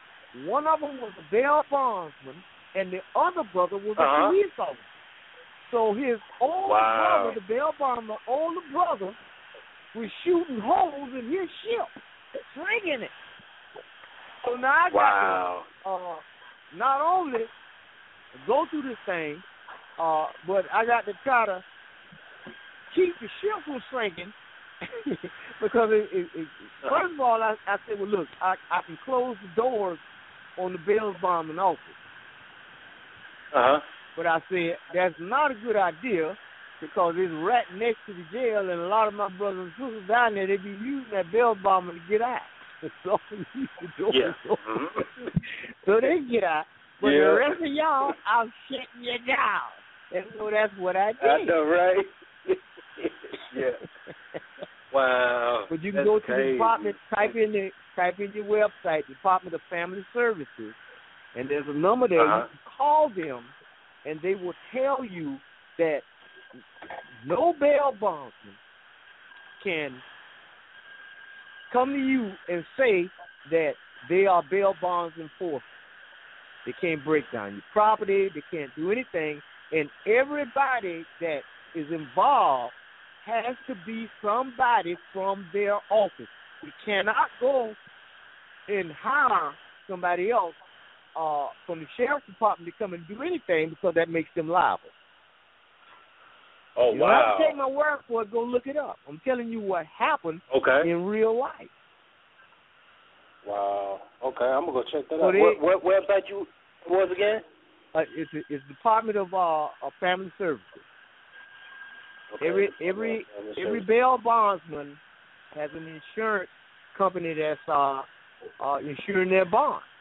And if they violate that, then all you got to do is contact the insurance company and let them know that you filed a claim with the Department of Family Services. The Department of Family Services is going to let them know that this bond has a claim, their bond has a claim filed against it, and the insurance company will drop them like a hot potato. But I didn't enforce that and left the doors open on behalf of my people. Another thing is when he said when they're supposed to come with a bond, their badge number is tied to their bond, just like a attorney's bar card number is tied to his. And it's an OMB number. So everybody in the public is already bonded, whether it's with a blanket bond, but they all have some sort of insurance. You just got to be able to locate it and see where it's at. But just them, supposedly just them having a badge and all of that constitutes their bond. That's supposed to be evidence that they are indeed bonded. Because really, they have to take an oath. They have to take an oath, and their word is a bond. That's what's getting bonded, their oath. And that's anybody that takes an oath. Any public official that takes an oath. Any public official who takes an oath has to be bonded. They have to be bonded to that oath. I mean, they gave an oath. Yeah, but it's really insurance these days. These jokers here, they was two brothers. And one brother called the other brother, and the other brother come around there with all his heavy hitters out there in the front yard, in my front yard, and everybody was dismissed. But then after the investigation, I said, well, dog, I can close the doors on the whole situation. And then ran downtown and got a little jack-leg judge to send me a letter, and I threw him under the bus, and so I can concentrate on the situation that I had and make the decision whether or not I'm going to close the doors or not. So I decided not to close the doors and looked at the situation differently. And so later on, what happened is I got in a friend of mine's vehicle. I had been telling her a long time ago to be registered vehicle and all this other stuff. She didn't do it. But anyway, they pulled me over. And so they say, well, look, you don't have any identification and stuff, and we're going to have to take you to jail. I said, well, okay. And it was in the middle of election where we had one sheriff going out and another sheriff going in. I said, okay. So I went on down there, spent the night, didn't make no waves, didn't say nothing about anything, didn't give them no driver's license now. And what they did was I found out that I had, by me dealing with the sheriff's department with all the affidavits and stuff, they became familiar with who I was. And it was like, okay, when this guy come in here, don't give him no paperwork. So normally they give you jail paperwork, all this stuff here. They weren't giving me nothing. And they certainly didn't give me nothing about being black. They made sure they didn't give me nothing with that on there. And then what they did was, when it come time for me to go in the little court, I was in a court that's adjacent, that's in the jail. I ain't never been in that before. And before a brother that was a judge. He done went through, about 30, 40 people. How soon can you get a driver's license? All this stuff. And I'm just sitting there watching this. And finally he called me. And when he did, I stood up, I said, Judge, first of all, I don't want to waste your time. I said, you're very, very busy man. I said, the only thing I want to do is plead not guilty so that I can have the opportunity to come in here and put the law on the table, because there's a difference between legal and lawful. That's all I want to do. The judge said, well, wait a minute. He said, well, you are, okay, well, hold on a minute. He goes back in the back, and he stays back there a little while, and he comes back. He says, you got about 15 unpaid tickets down here. I said, okay. He said, you're going to have to come to court back and forth on each one of these tickets. I said, Your Honor, I said, I don't have that kind of time. So what I'm going to do is I'm going to plead no contest. He said, I tell you what. He said, I'm going to accept that. He said, I'm going to take all of this and throw it out. He said, can you come back here and give me $300 in August? I said, yeah. He said, can you come back in September and give me $45? I said, yeah. He said, are you employed? I said, no. He said, you're not employed. I said, no, I'm retired. He said, where you retired from? I said, I retired from teaching law. He said, oh. That was good. That was good.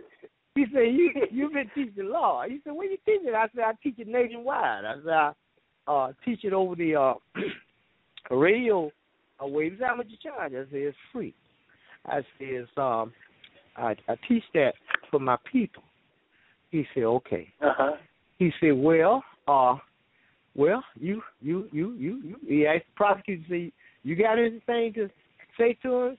Prosecutor said, oh, no, we ain't got it. And after he told me I can go, when I went to walking away, he said, excuse me. And I turned around, he said, you know what? For you being in this courtroom defending yourself for the first time, you've done very well. Now, in my mind, I want to know, how did you know that? So that means that y'all knew I was coming. Y'all run a test on the brother before I get down on there with the other folks. So I said, well, you feel that way? He said, yeah. I said, well, what about your public defender over here? The public defender said, oh, yeah, ain't no doubt about it. You handle yourself right. So I went on in the back, and they turned me loose. And I walked out of there and walked on to the house, and that's been the end. Wow, man. That's on chain, Doc. It ain't about just getting paperwork, sending somewhere.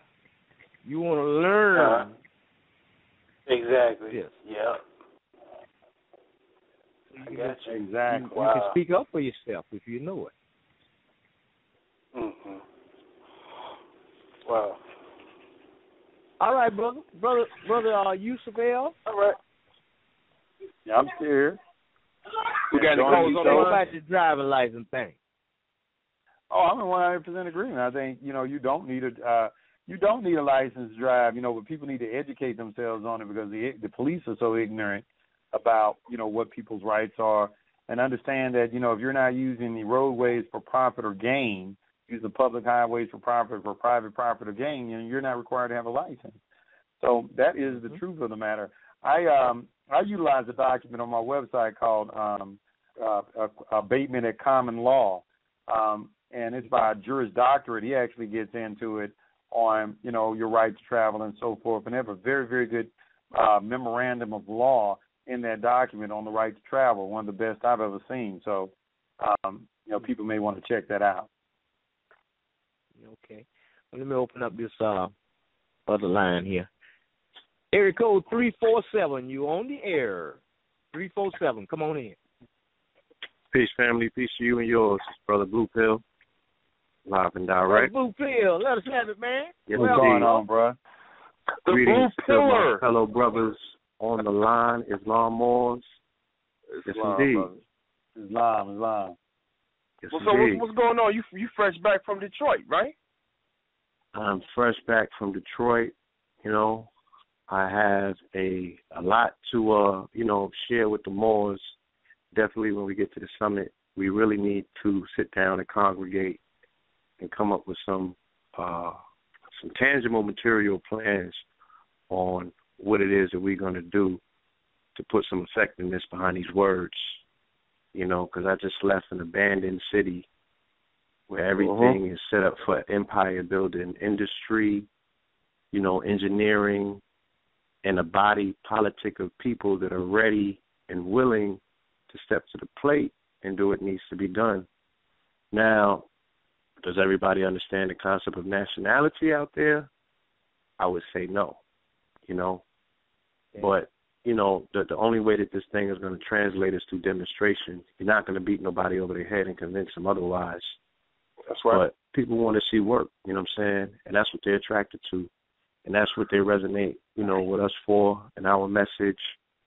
But I know what needs to be done, and there's so much more outside of what has been done that I don't even take time to soak up, you know, the accolades and I'm like, that's cool, brother.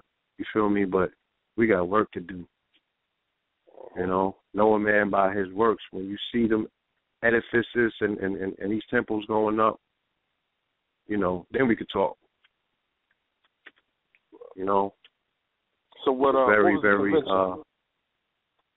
The convention, it was a STEAM convention, and STEAMs is something that our brother, the Honorable Marcus Mosias Garvey left behind, dealing with science, technology, engineering, arts, mathematics, and strategy. We replaced engineering aspect with economics on this go around, and you know, I had the opportunity to share the podium with some of our fellow brothers from different schools of thoughts. You feel me? Different persuasions. Divine Prospect is a brother from the Hebrew Israelites. And, of course, Sarasota Seti and, you know, his comrades represent Pan-Africanism slash, quote-unquote, you know, Black Power. Okay? So we had an opportunity to all sit at the table and just try to see what our commonalities are. You know, what are we looking for and how can we help one another? Okay? So that pretty much was the premise of this particular conference. And the overarching theme of it all was health. You know, health and science is what stood out the most. You know what I'm saying? And I don't think that there's no controversy there. We know that our people are dying out here from lack of knowledge, not only from nationality, but also health, you know. So for people to know who they are, they got to know, you know, what do they eat? What's indigenous to your diet? You know, Dr. Sebi told me the only thing that matters is what goes, you know, what goes in your mouth. Everything else takes the back seat. And I can't complain with that. You feel me? I go to some of these events and I see flags, pins, you know, fancy names and what have you. But when they're eating a very artificial diet. You know what I'm saying? A very unnatural. They're standing in the state of being natural in terms of their appellations and what have you. But you know what they're putting in their temples is very unnatural. You know what I'm saying? So I question, you know, how can you have an original thought with unoriginal food? Absolutely. You know, but what you brothers are doing out with the East Side Moore's Farm and growing your own food, you know, and creating situations where, you know, our situations can be sustainable, that's where it's at. You know, that is imperative, that's important, and that's key to this all. Because we out here with mutants. We trying to convince mutants that they're indigenous aboriginal people. They're fucking mutants. Okay? They're genetically modified organisms. You can run around and slap whatever label you want on them and try to convince them of A, B, and C. You bring zombies in. You know what I'm saying? Those people are going to undermine the movement because their minds are not right by way of their body. You know? We got to clean them up from the inside out. So I was very happy to see that, you know, there's a general conversation and consensus that's geared towards health now and science of the body. you know. And when you got them there, you could segue into all different sorts of other sciences, definitely more science dealing with, you know, that wheel above us. Because how a person should eat is also in their chart. You know, we can identify these things. True. That's why the Summit always has Drop Squad Kitchen serving the food. Oh yeah, absolutely. Shout out to Abundance Child and Drop Squad Kitchen. Actually, the last time that I went to Detroit, you know, this wonderful sister of ours, you know, she actually drove us to Detroit in 2009. We went to see Phil Valentine at a lecture, you know, and she was just getting the Drop Squad Kitchen in the formality phase. So now I'm just honored to be able to sit back and see her doing her thing, you know.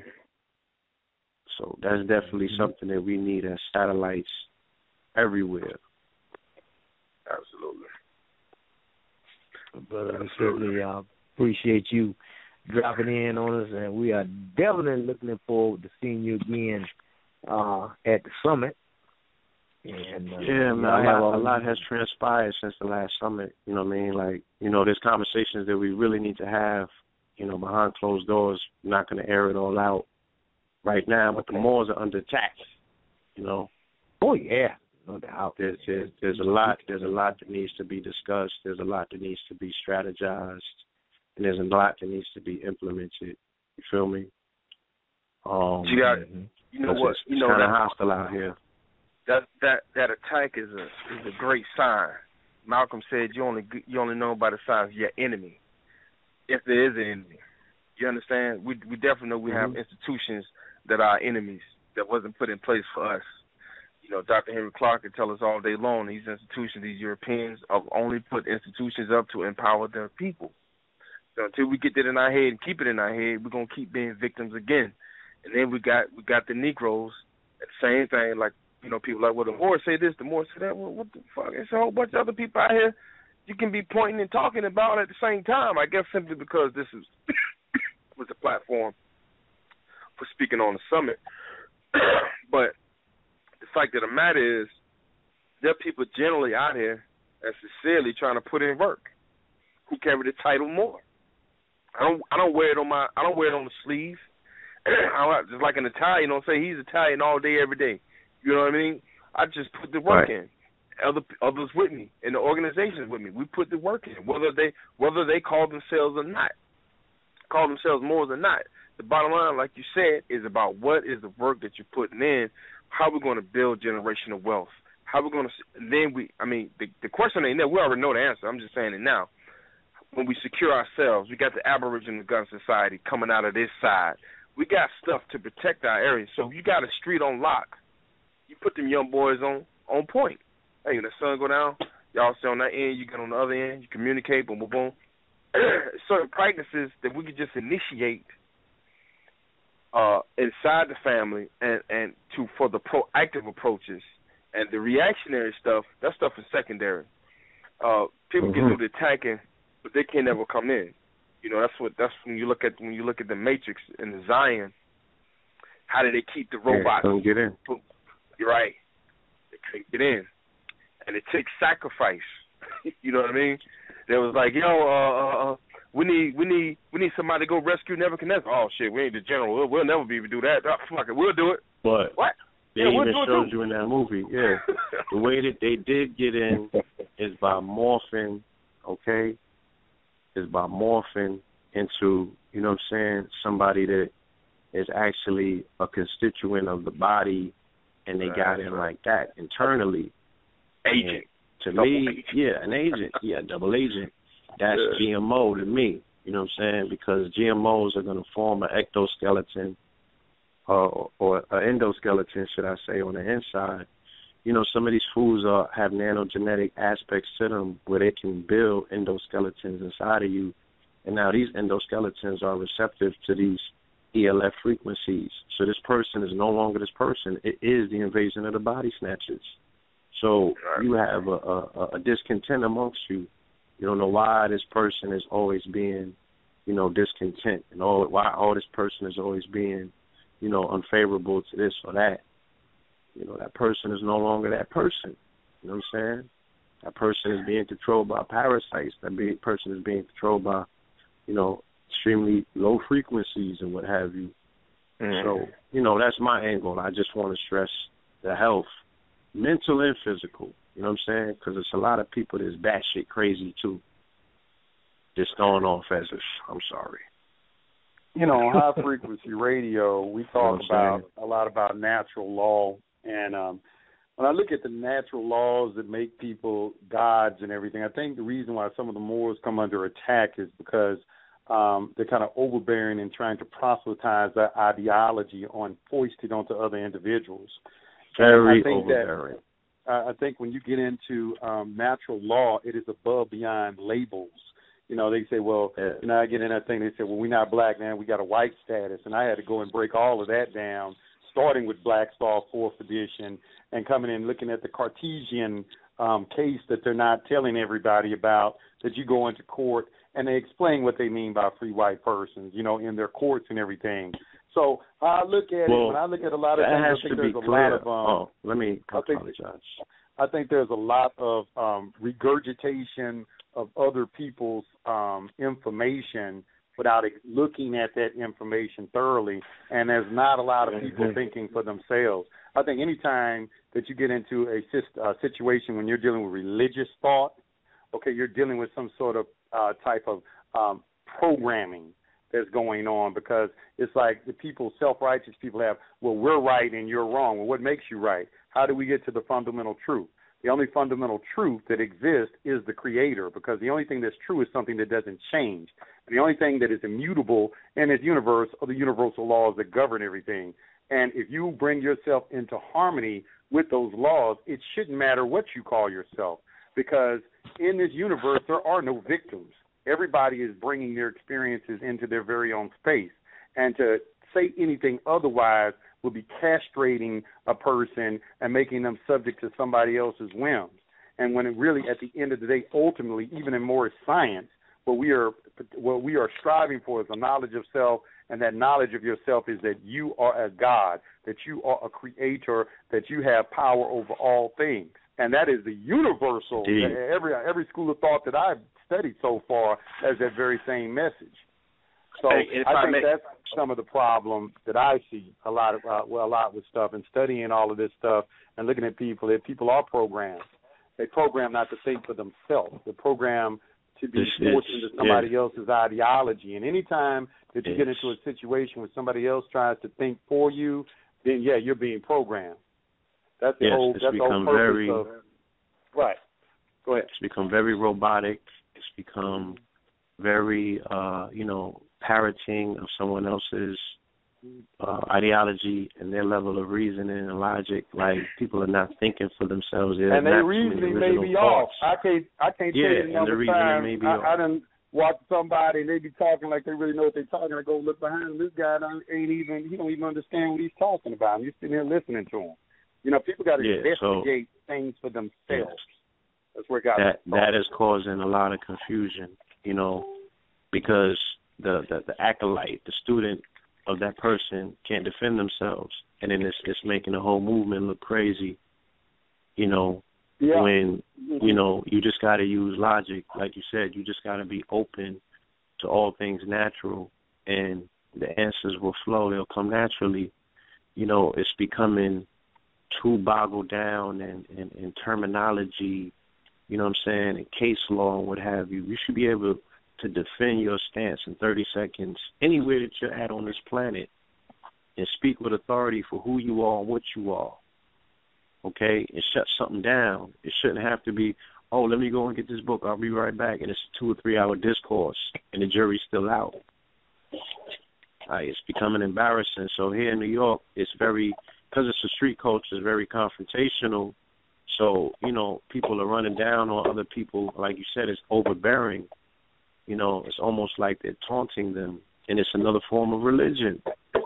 It's making people uncomfortable, so people are clapping back. You know what I'm saying? People are uncomfortable, and they're responding to that.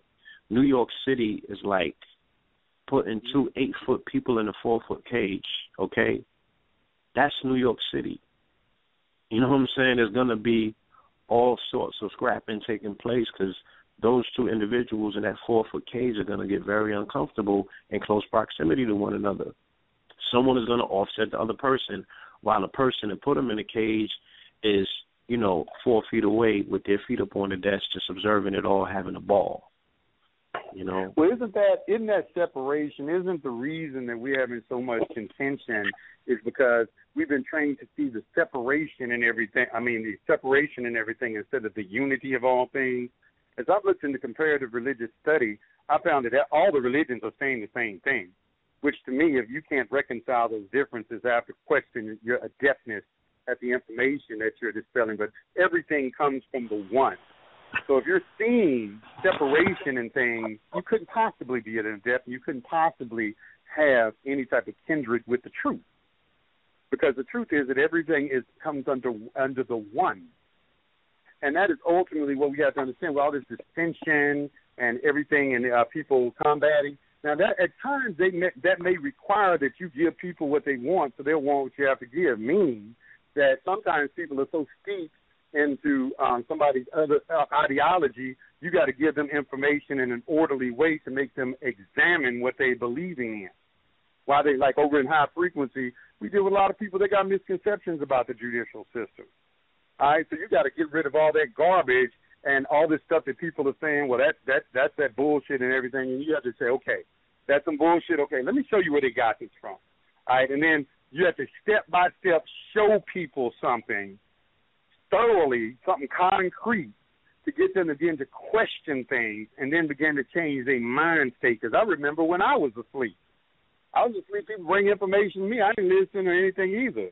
But it took some situation and something that had happened in my life, and I, delved deeper in it. But at least there was a seed planted. And that seed is when you start making people to question things. You got to get people to start questioning things and analyzing their own paradigm and question. Same here. Yeah. I had a personal experience that allowed me to see for myself that we were actually in the matrix. You know what I'm saying? And once I questioned one thing, everything else was up for questioning. And the more I questioned stuff, the more I found that people were uncomfortable with being questioned. So I asked more questions and I did more research. So personally, I was able to experience that. Some of these people out here, they're not experiencing these things personally. They're being told, and some of it is being forced upon them. So there's a level of contention with that.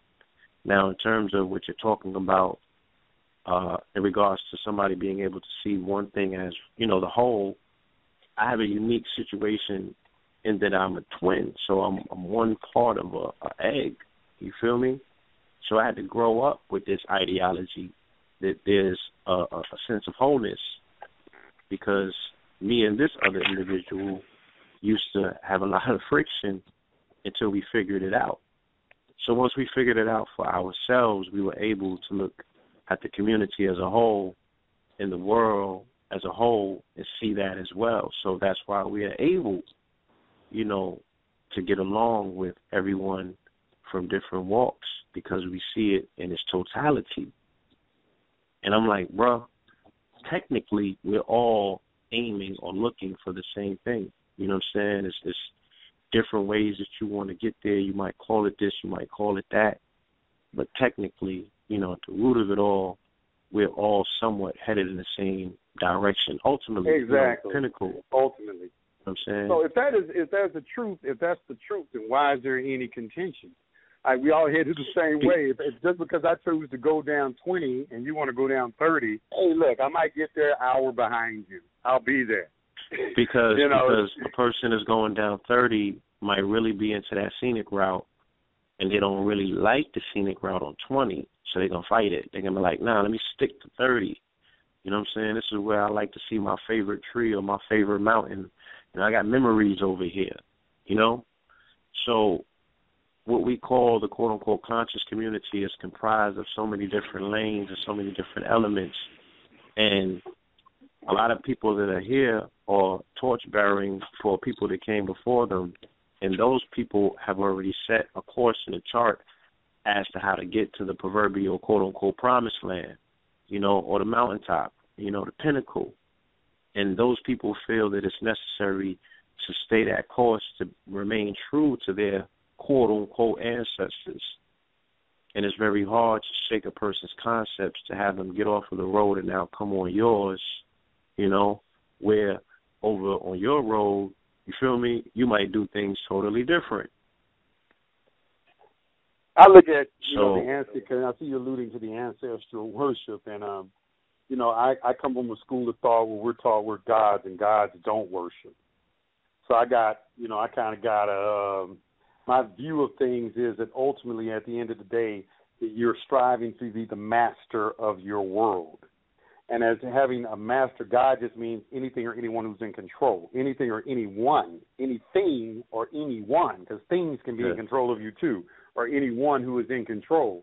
So when you become ultimately in control of yourself, when self-mastery should be the ultimate goal for everybody in the universe, which is basically a discipline and bringing yourself into conscious alignment with the universal laws and so forth. And these are principles. People should be able to look at the principle in everything because principles are few, methodologies are many. Methods ain't nothing but religion. Principles are the laws that govern everything. So everybody has a different methodology of applying the principle, and they need to recognize that. Just need to recognize it, and then we can have unity. We can regain our unity. Just like you said, you said that a God doesn't worship, but some of these individuals who came through Piscean ages have realized that a God can be worshipped. Okay, so a lot of people are tripping off of that power as well. That's true. They want worship. That's very true. Okay, they want to be the one. Well, let me ask you. Hold on, right. now. You said a few minutes ago that some of these people is GMOs. So it's like, I'm going to tell you, because I agree with what you just said, but I believe that some people, everybody ain't a God. There are some people who are just natural followers. I just think that there are. And, they kind of like built like that, at least for right now. I know we all headed to the same place, but I just think everybody's not on the same level. But I do agree with you that there are people who got a God complex. So we are living in a very precarious time because for the first time that I can recall, we are going to experience that the access to the information as to how one can turn themselves into this God body is available, but the integrity that goes along with it is no longer necessary because some people think that they can fast track it, so they're going to operate in a God space as GMO. So we're going to get genetically modified, quote-unquote God bodies. You know what I'm saying? These people are going to be, in forms of quote-unquote leadership, and they're going to mask themselves behind lofty words, even deeds and what have you, and we're going to have to deal with some of these things. What is the bar or what is the barometer we use to measure whether somebody's doing what you just described? Because I agree with you. I think there are people who are not qualified. I think that the only person who's qualified to lead is a person who knows natural law. If you don't know natural law, you're not qualified to lead nobody in anything. So that's the bar I would set. Knowing natural law those only true and laws, applying it are two different things. We are in this age of action. Piscean was more about knowing it. I know people have acquired a lot of information. I've seen some very crafty individuals who can put the mask on. They have mastered that. They have mastered masking. So it's going to be difficult. I think everybody wears a mask in the public. Who don't wear a mask? I think everybody who comes in the public wears a mask. I mean, how do you really know a person? A person is only going to show you what they want you to be. And then people will use different types of, how do we come to that conclusion, though? Because when we talk about leadership, in nature, the person who is, you have one faction over here that claims they right, you got another faction over here that's claiming they right. And basically, at the end of the day, it's just going to be the one who has the stronger willpower to force their will. Because at the end of the day, it's everybody's perception. Even the person that's judging the other person, saying, "Well, he's wearing a mask," you're making a judgment call. I know there was a nice story in 7 Habits of Highly Effective People. It was a book I read, and they always had it was talking about paradigm shift, and they had a situation where there was this man on a bus, and he had his children with him, and his children were unruly, and he wasn't trying to control them, and he was off in space, staring off into space, while his children were disturbing the other passengers on the bus. And then finally somebody had enough, and they said, "Sir, would you get control of your children?" Because he was looking like he was a bad parent. And then he said, he snapped out of his stupor, and he said, "I'm sorry. We just left the hospital. Their mother just died. This must be how they're handling, and I apologize." That's called a paradigm shift. So the reason we got to be cautious or careful about before we judge someone, because you can only really judge somebody's character when you got all the facts. And I like something Jesse Ventura said, too. He said, a lot of people come into government and they want to do good things for the people. He said, when they get in here, what's going to happen is that they're going to find out how things really operate. And me, myself, even with me, my just little small popularity that I got, I can see that when you start dealing with people in the public and all the different personalities and everything that come to you, people are going to start to judge you and everything, but they don't know what goes on behind the scenes. You know, just like I think another example is this guy playing NFL. He's like, "Why you let these damn quarterbacks go and everything? He's saying, why you this guy right here? He's a star player. Why'd you let him go?" And the guy said, "Look, man, y'all don't know. There's negotiations. This thing's going on behind the scenes. We would love to keep this player, but it's like it's so many different variables happening behind the scenes that sometimes it's just impossible." But the fans, they get it mad. You know, they saying, he's not good. Right. I'm not looking from afar. I am behind the scenes with a lot of the individuals that I'm talking about. And these are people that I haven't given up on. You know what I mean? So, every opportunity that I get, I impart certain things to these individuals to get them straight because, power corrupts. But I don't think that these individuals are all the way corruptible. They might play with it for a little while and come back to the center. But the only way that you can keep certain individuals. Y'all hold on a minute. Let me bring in that because the switchboard is lighting up. We kind of winding down. Let's get some of the callers in, brother. Okay. 615. You're on the air. Come on in. 615. Come on, 615. Peace, love, and life.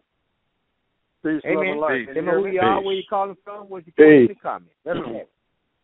This is Brother Johnson from Orlando territory. How y'all doing, family? Hey, fine, brother. How you doing? Fine. Peace. Blessings. I love the presentation, love the powerful information, and the solicitation to action from everybody on the panel because, like so many have said there, is by what you do. They say a man is known by his deeds, right? Not just his words. So that's right. So that's what we're dealing with. By his deeds shall he be known.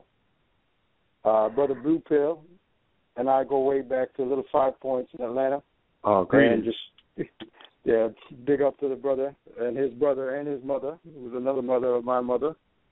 And we've been on the streets. I could say streets folks. People who have been doing this and educating themselves and then educating others. I've been dealing with health and wellness since 1987 in Crown Heights, Brooklyn, Nostrand and Sterling, from Wingate High School. Yes. All the way to Miami, to Fort Worth, Texas, to Jacksonville, Bay Meadows area, to Savannah, to Nashville, to Charleston, to Atlanta, to Tampa, to Orlando, to the Caribbean, to Jamaica, to St. Martin, to Anguilla, to St. Thomas, St. Fore, bringing the information about health first, everything else second. Brother Yusuf has been putting out beautiful information in that regard as well. Big up to the brother. Because if you don't know what to eat, you don't want to be on a slippery, icy street. And that's, I have to agree. Hold that right there, brother. Let me bring in the rest of these callers. Area code 205. You on the air. 205. Y'all hold on. Peace, Tarhaka. How you doing? You with us? Hey, I'm in. Yeah, it's fine, brother. Come on. Peace. Peace and love to all the brothers you got on here, man. and sisters, man. Hey. Peace, family. All right. Hold on, brother. Hold on. Okay. Go ahead. Area code 904. You on the air. Last four numbers 9736. 904. Come on. Oh, beast up. Black supremacy. Black supremacy. Elder Tarhaka. This is, I don't know if you remember me, but this Lil Wesley. Okay. Monty Vick. You remember Monty Vick? Y'all went to school together. Oh, okay. All right. Yeah, the young brother you working out right down the street from you. Yeah. Yeah, I'm doing all right. Yeah. Much respect to all my elders on the line right here. I was trying to speak. I didn't press one. I was trying to talk. Y'all had me over here. I was tripping, man. I was trying to talk while y'all were hitting some real points, man. You know. Yeah, but yeah, I guess you got to get some other callers in. I just wanted to give my respect to the elders. You know what I mean? In our African culture, or whatever, however you call it, or Moorish culture, or whatnot. But that's it. All right, Wes. Thank you, man. Peace, God. All right, area code 813. You're on the air. Tampa. Yeah, this is Salahuddin. I like to hear the Pill and Yusuf L speak about what happened to the young brother that just got shot up there, and these continual public lynchings that's going on. And peace to both of y'all. Thank you. Peace. You're welcome. Peace. Okay. He's speaking about Laquan. 904. You don't want to speak on it? 26. Bam, Tarhaka. Come on in.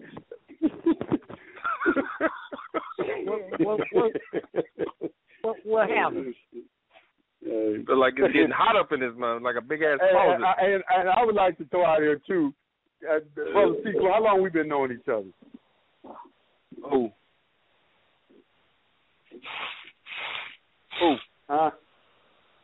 Who's that? Yusuf? Yeah. How long we been knowing each other? Who? Me and you? Yeah. Since what? 95 maybe? Yeah, about 95. 94, 95. Yeah. Long time. Long time.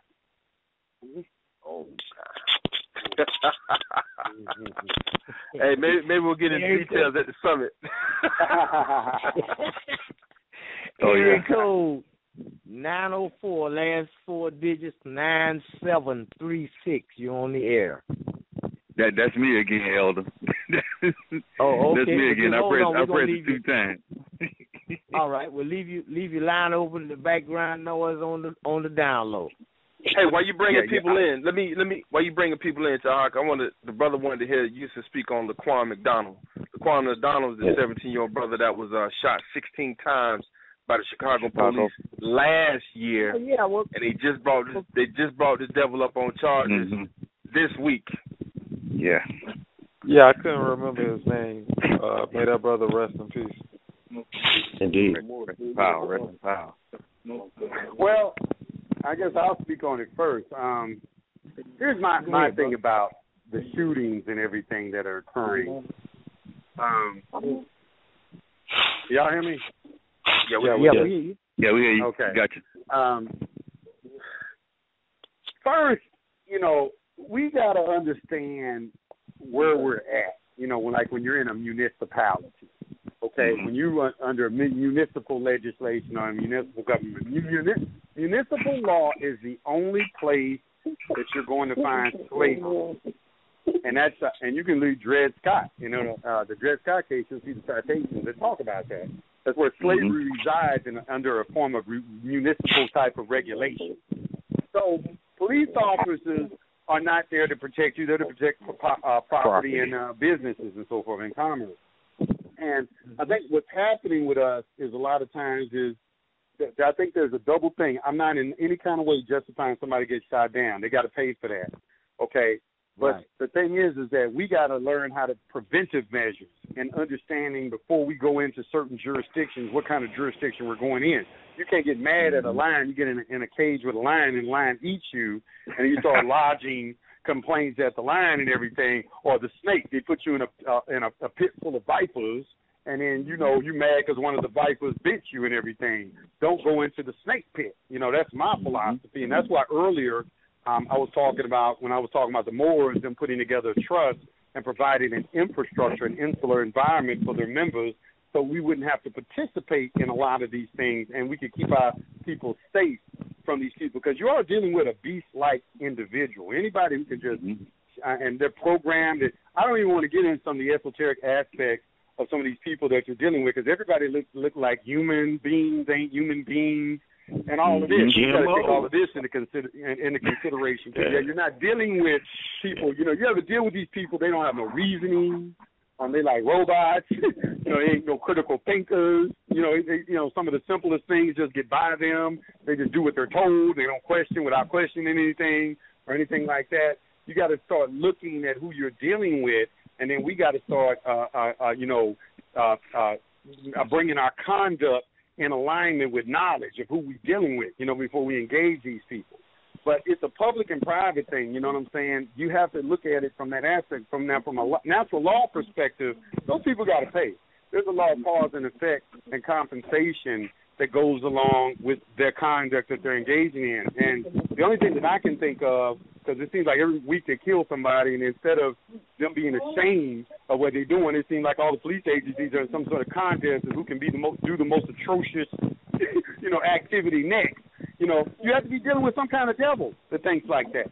There's some sort of negative force on this planet. You're dealing with some type of principality or something, and you're seeing the evidence. You're not battling these police officers and these judges. You're battling their controllers, the people that's behind the scenes, that's controlling them and everything. That's who you're playing chess with. Not these little lap dogs. Those just judges, police officers, and those lap dogs.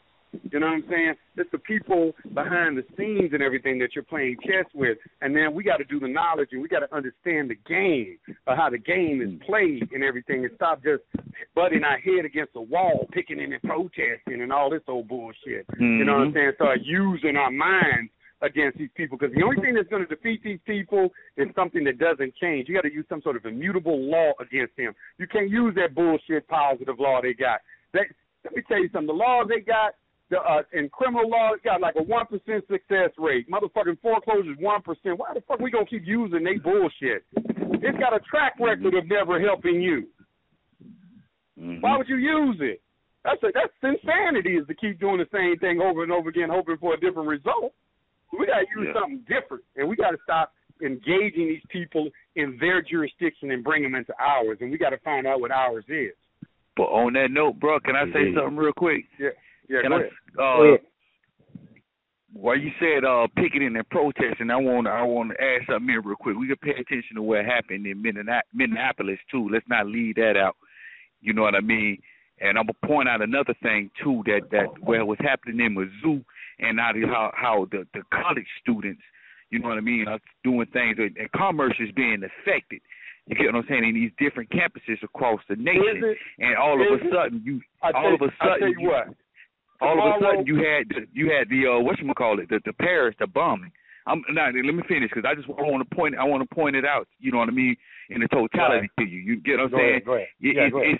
It's being affected because it's being threatened. It's being endangered. It's not being immediate. You get what I'm saying? They're not suffering the loss. How many times, but how many times have we been into this place? Hell, in '92, when they had the Rodney King beatings and everything, I was in college. I was a part of the damn protest where people tearing up shit and doing all that. They were doing it here in Georgia. And I thought the end of the world was coming then. You know what I'm saying? Let me finish. Hold on.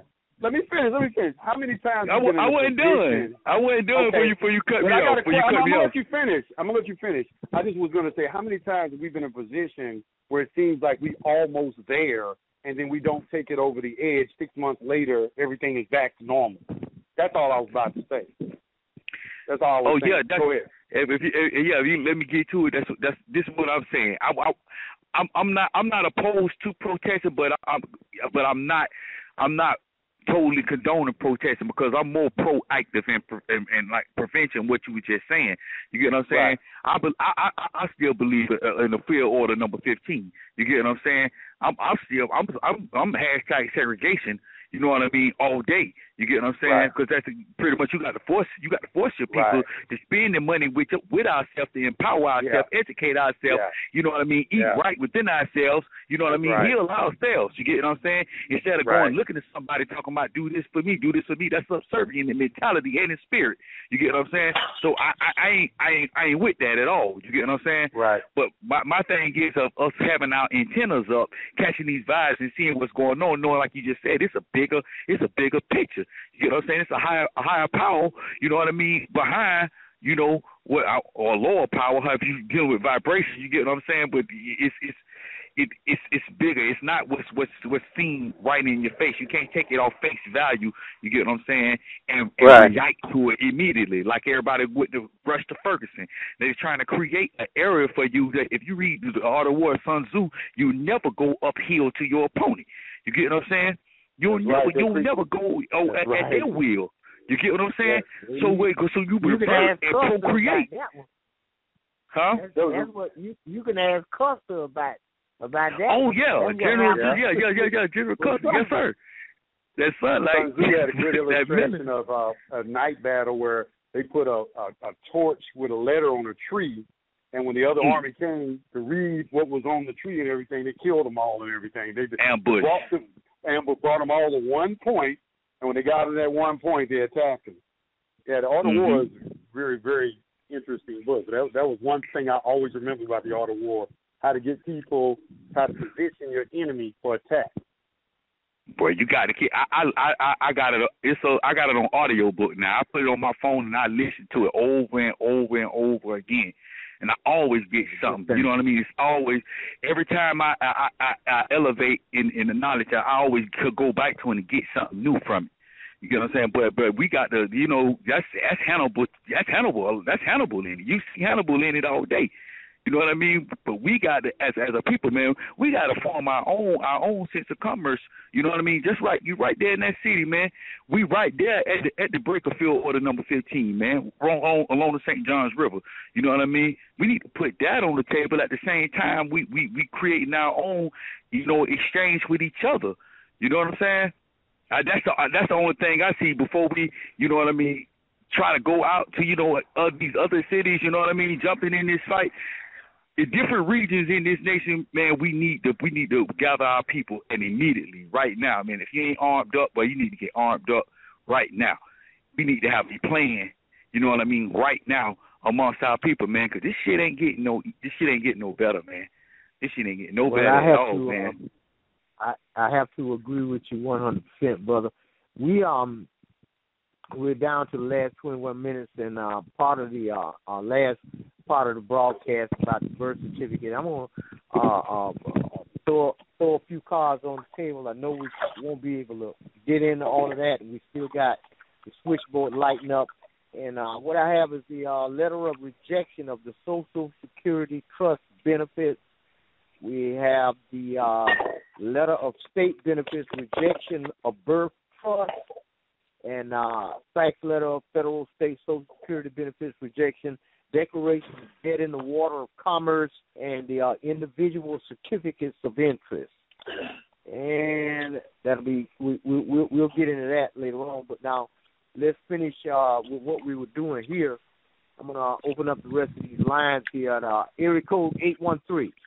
You're on the air. 813. Are you with us?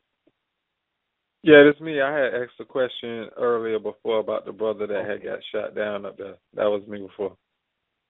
Oh, okay. Hold on, brother. All right. Area code 973. You're on the air. Peace, Tarhaka. How are you? I'm just fine, sister. Let us have it. You know, I'm actually sitting in my house with two young men who are really trying to, you know, open their eyes and their spirit to the information. I know I heard Brother Yusef in the background. Was that Brother Yusef L? Yes, ma'am. Yeah, that's him. That's him? And everyone else. Peace to the gods and the goddesses on the line. Peace to the gods. How you doing? firing with all 8 barrels. Is he really? Well, I got two young guys whose eyes are just opening, and they just need the information. I'm trying to show them who everybody is for them to start getting the knowledge. Okay. I'm hoping that we could spread the information to our people, especially young people. Many of them are just walking around in darkness, and it's kind of enlightening to see that there are a few of them that are slowly waking up. And so I actually was just sitting around. I didn't mean to call into the show, but I wanted them to understand that these were live people that are doing what they need to do, and that they need to sit down at the feet of their elders and just listen, that they'll learn what they need to learn. And hopefully it'll spread amongst our young people. I must say, Yusef, you did a wonderful thing in getting host Sharif on your show. Getting who? I'm sorry? Sharif. Oh, okay. Yes. I think that once they begin to hear his voice and it resonates that, wait a minute, this is a young person, and listen to how he's thinking, he's going to be able to pull in a lot more. Because he's a very intelligent young man. Yeah, he's very, very sharp. He has a lot of penetrating questions too, and that's what I appreciate about him. Is like when I do my show, a lot of people call in. I don't screen calls or nothing like that. So I speak to people from all over the country, and every now and then, I run into someone who I listen to them. I really listen to them, and then I don't let any of my prejudices, they're not more, or they're Hebrew Israelite, or they're a Christian. I don't let none of that cloud or color my opinion of anybody. I listen to them, and I look for principles. And do they understand principles? Because everybody's caught up in methodology, and methodology is something that comes after you mastery of principles and everything. And when they got it, that's why we have such an eclectic selection of people on our radio show. It's like, all coming from all different backgrounds and disciplines, because that's what I look for. Because I understand that there's a continuity in all the information. And let me say this also, that, business, a lot of, people don't like business. I don't see how they're going to get anything done without business. They don't master them, because that, to me, is the number one thing that's wrong with our people, is we don't know how to do business. We're bad business people. Nobody's just bad business. We're consumers. We don't produce anything or anything like that. So it's like, that's what I'm all about. I'm like, you got to master this commerce and everything. It's business. We the ones who created this commercial world. We created it, so, you got to master it. They be talking down on it. I'm like, okay, how you going to go out and get some land and grow some food and you don't know business? Commerce is rooted in universal principles. Any interaction between two people is some sort of is commerce in some sort of aspect.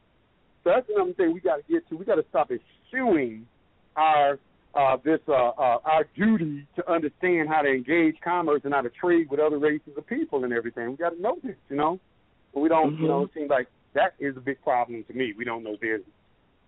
I got a question, sister. Where are you located at? I'm in New Jersey. This is Jersey. Excuse me, I'm sorry, I have a terrible cold. This is Hadassah. You said, I follow high frequency religiously. Right. But I have a young artist in front of me that I have known ever since he was a little young boy, and he's now a teenager. And some of the things that I've seen him creating when he was a little child, I was like, people didn't even see his gifts. And, he was resistant at one point in life, and I like where he is right now.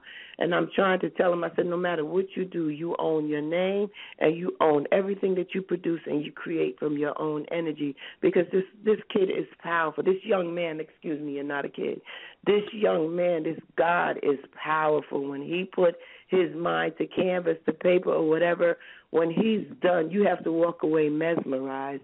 And he has yet to even tap into his fullest potential. So I've been trying to let him understand, I need you to start paying attention, because I see where he's going, and it's in a positive place. But he, too, is surrounded by a lot of people who do not understand that he's a diamond in the rough, and he just needs to be nurtured. So I said the first thing first is that you're going to have to find out who you are. Let's hear from him. Put him on the line. Hold on. Bring him in the line. How you doing? Hey, man, let us have it. Peace. How you doing? Peace, man. What's going on? I'm doing. How old are you, bro? I'm 18. 18 years old. Okay. I just getting started. It gets started making a whole bunch of damn mistakes. Yeah, man. Tell us what's in your mind. Tell us what you got going for yourself. You know, I'm an upcoming artist. I design clothes. I do art. Okay. You got a website, an Instagram, somewhere we could go and see your works, bro? Yeah, we got Facebook. You got me as a friend. What's your name on Facebook? Ashton Pharaoh. Spell it. ASHTON. Then you got to space that, you know. PHARAOH.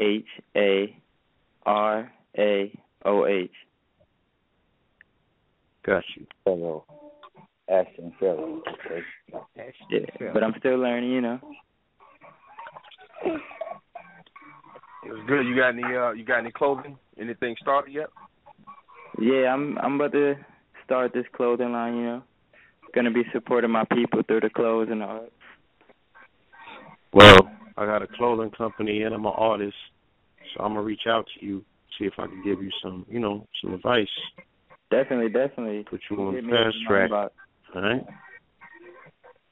I have the same thing, and we'll be in contact with you.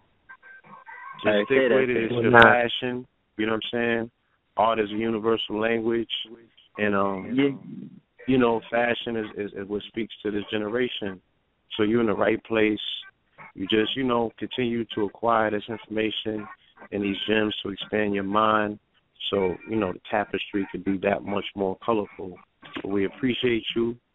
You know, this is what we're actually in this for, to provide, you know, a world and a situation where young creatives, young artists like yourself can flourish. All right? Mm-hmm. We appreciate you, young brother. Peace. Definitely. Stay in contact. I need some motivation. All right. Now, you see you got another young brother in there. Where's the other young brother at? And it's two of y'all in there? Where you at? Hey, yeah, my name is Arnique. Don't be running. Get on over here. What's going on? Give me a What's happening, bro? What's going on? Peace. Hey, man.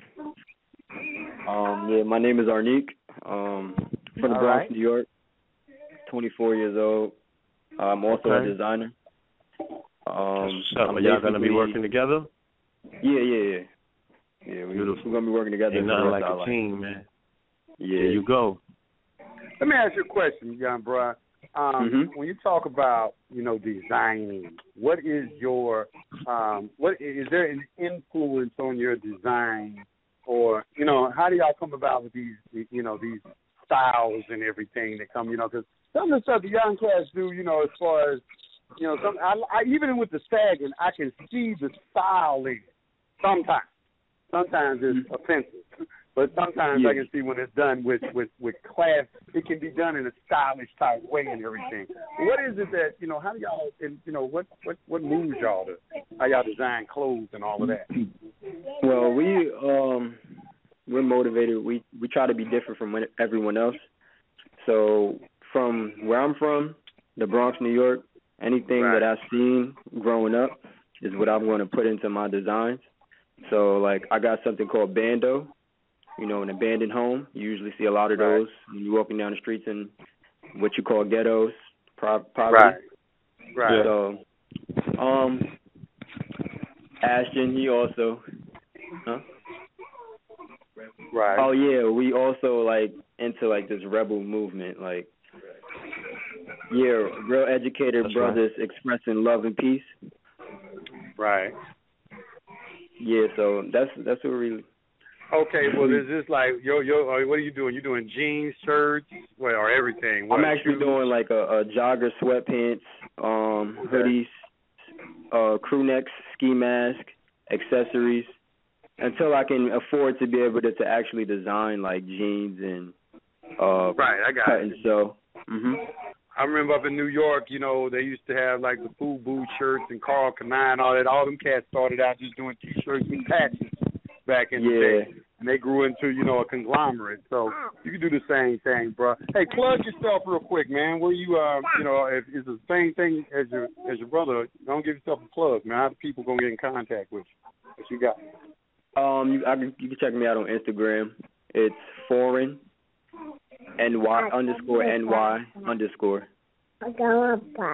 Well, mommy said. Well, mommy said. Hold on, baby.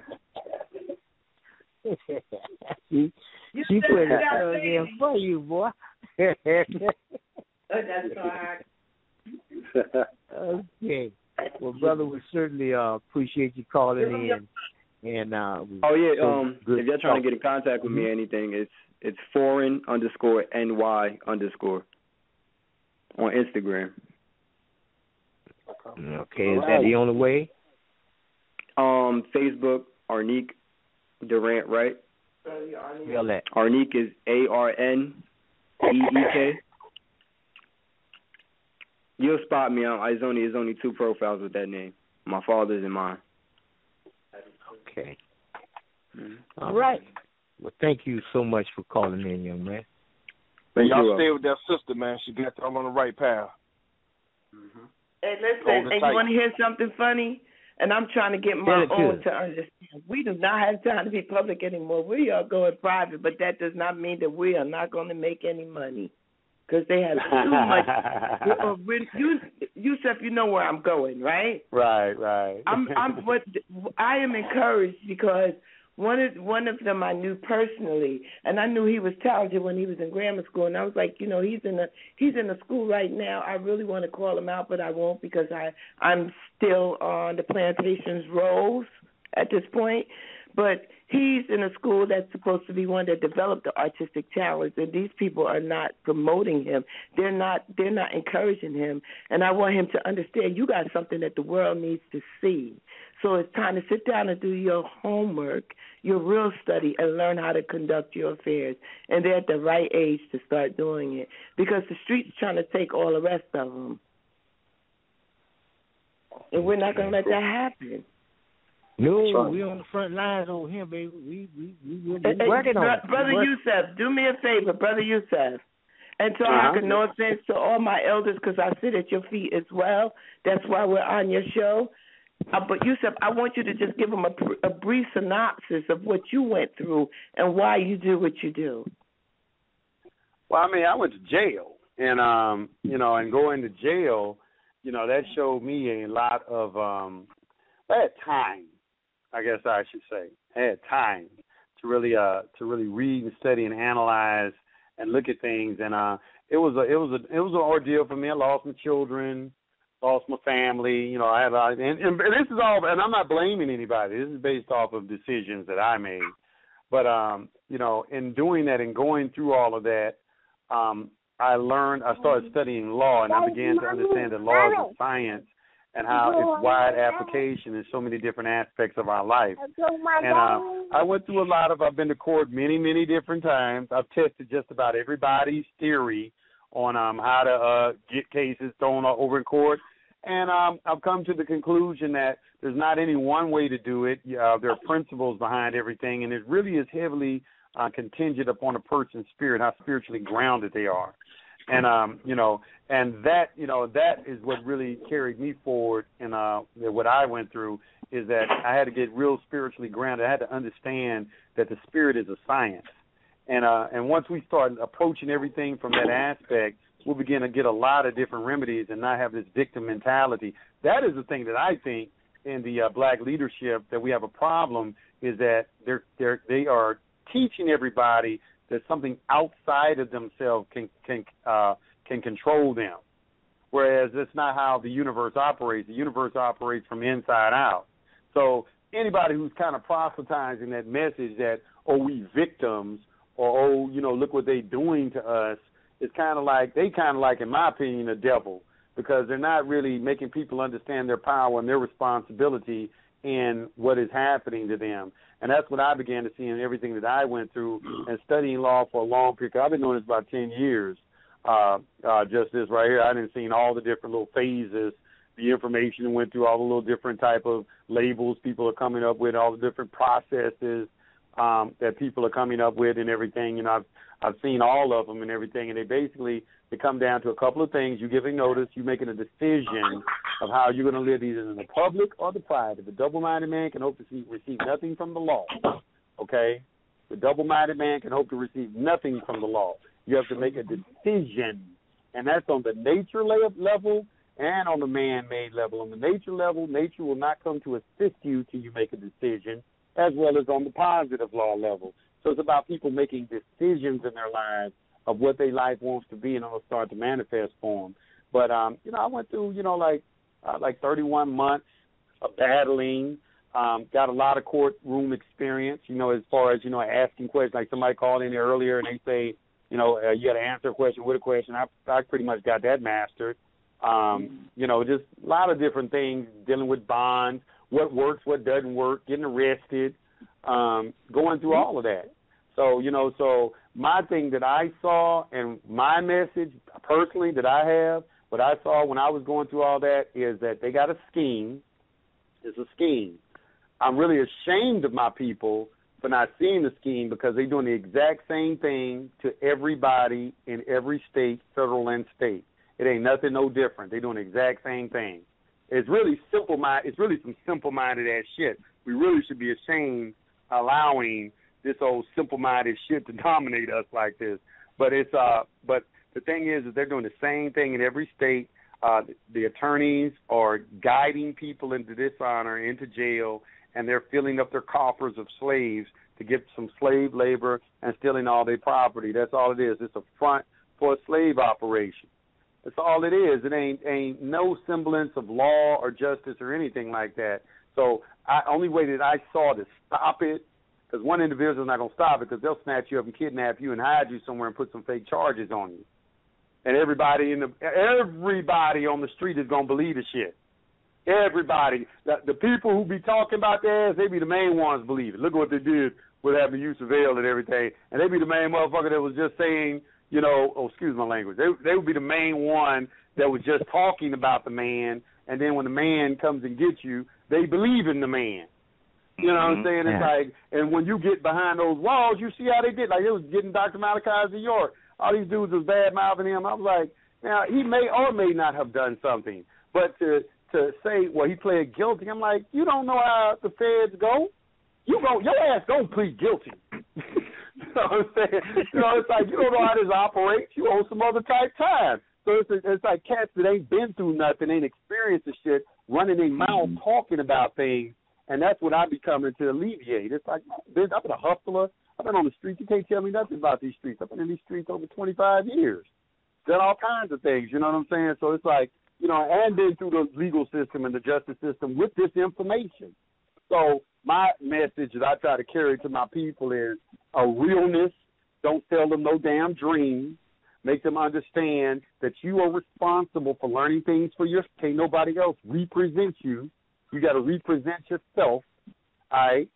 And, you know, and let them understand the true nature of what's going on, that you got an enemy and he's trying to put you into slavery. These people have the same thirst for slavery that they've always had. It's just been presented to us today in a different form, and basically is that the slaves can take care of themselves now. Y'all allowed to go out and have sex, drink, go to nightclubs, and do all of that. As long as you pay them taxes, you be on them jobs in the morning, and be on that 501c church on Sunday and everything, we good. Mm-hmm. You start doing anything outside of that, you got problems with us. And that ain't something, and that ain't nothing for a free people. That sounds like a slave camp to me. All right, y'all. We come down to the close of broadcast. Brother Do Diallo. We got any more callers on the line? Maybe we'll ask a question or statement. We at the end. That's it. I'm running out. Bring them all in. Hey, Elder Tarhaka, I'll be back soon. I need some of that Urbataki, man. I'm coming to check you. Wait a minute. I'm ready, man. What are you telling top secret and Harry Taggart? You better watch your mouth. Okay. Oh, shit. Put that. You get from Harry Taggart, man. Area code 973. 973 Doc. I'm still here. 615, you on the air. Well, I want to thank you for speaking to the young people. I really do. Okay. Well, honey, we appreciate you calling in. Yeah, I just want to say come thank down you to for having a good show. Excellent-tation. Look forward to seeing you all at the summit. All right. See you all at right. the summit. Well, wait a minute before y'all run off now. We got to get some last minute of information to get to the folks who are the most important thing in closing that you have to say to the public while we got the platform. Oh, yeah. December 19th through the 20th, Summit of the Moors, Economic Security, Blue Pill, Red Pill, Yusuf L. For the first time in Florida, Jacksonville, Florida, the Elder, Tarhaka Bey, Tarhaka Amaana El Bey, Abundance Child, Akili, Sharif Noble, Mahith Bey, and myself, Dalo Saku. This is a jam-packed, not an event. I can't even call it event. But this is the last one. This is the grand finale. There'll be no more Summit of the Moors in Jacksonville, Florida. No more. We're going on to executing everything we talked about 3 or 4 years ago. So we're done with the talking. We'll leave that talking to the talkers while we work. All right. Come on, Red Pill, Let's Blue work. Pill. Let me have it. Come on, Red Pill. Yes, indeed, family.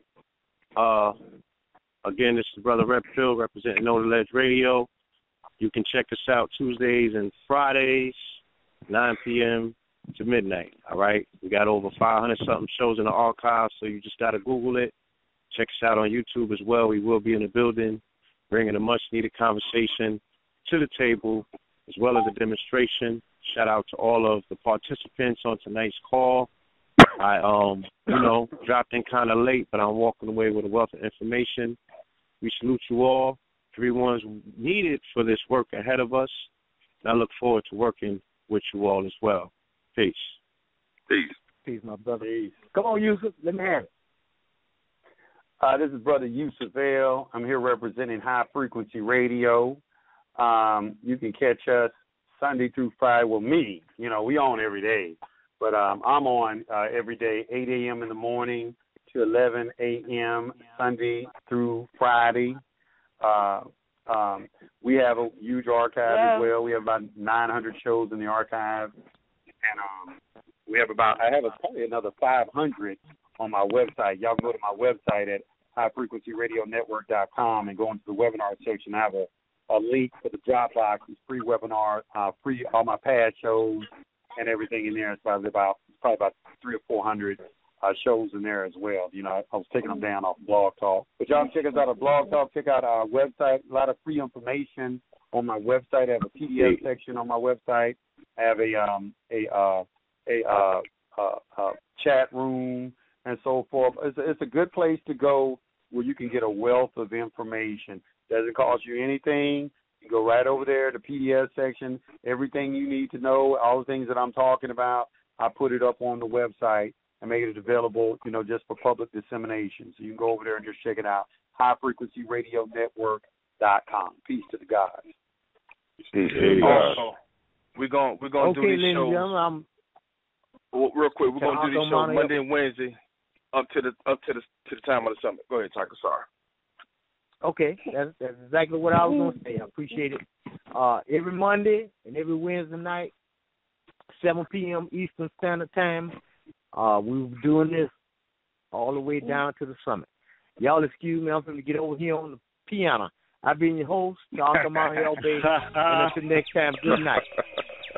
Good night. You already know. All right, Elder.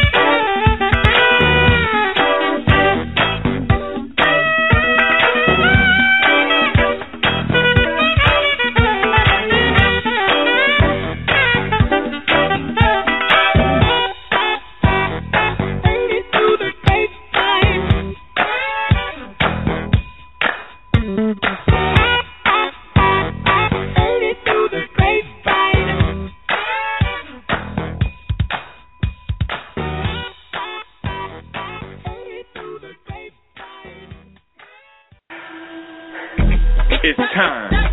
Summit of the Moors, December 19th through the 20th in Jacksonville, Florida. Several great minds working on one collective, economic security. For the first time in Jacksonville, Tarhaka Bey, Yusuf L, Akili, and back at the summit, red pill and blue pill, Tarhaka Amaana El Bey, Sharif Noble, and our Amma, the Abundance Child, with myself, Dalo Sakub. Register today at www.summitofthemoors.com.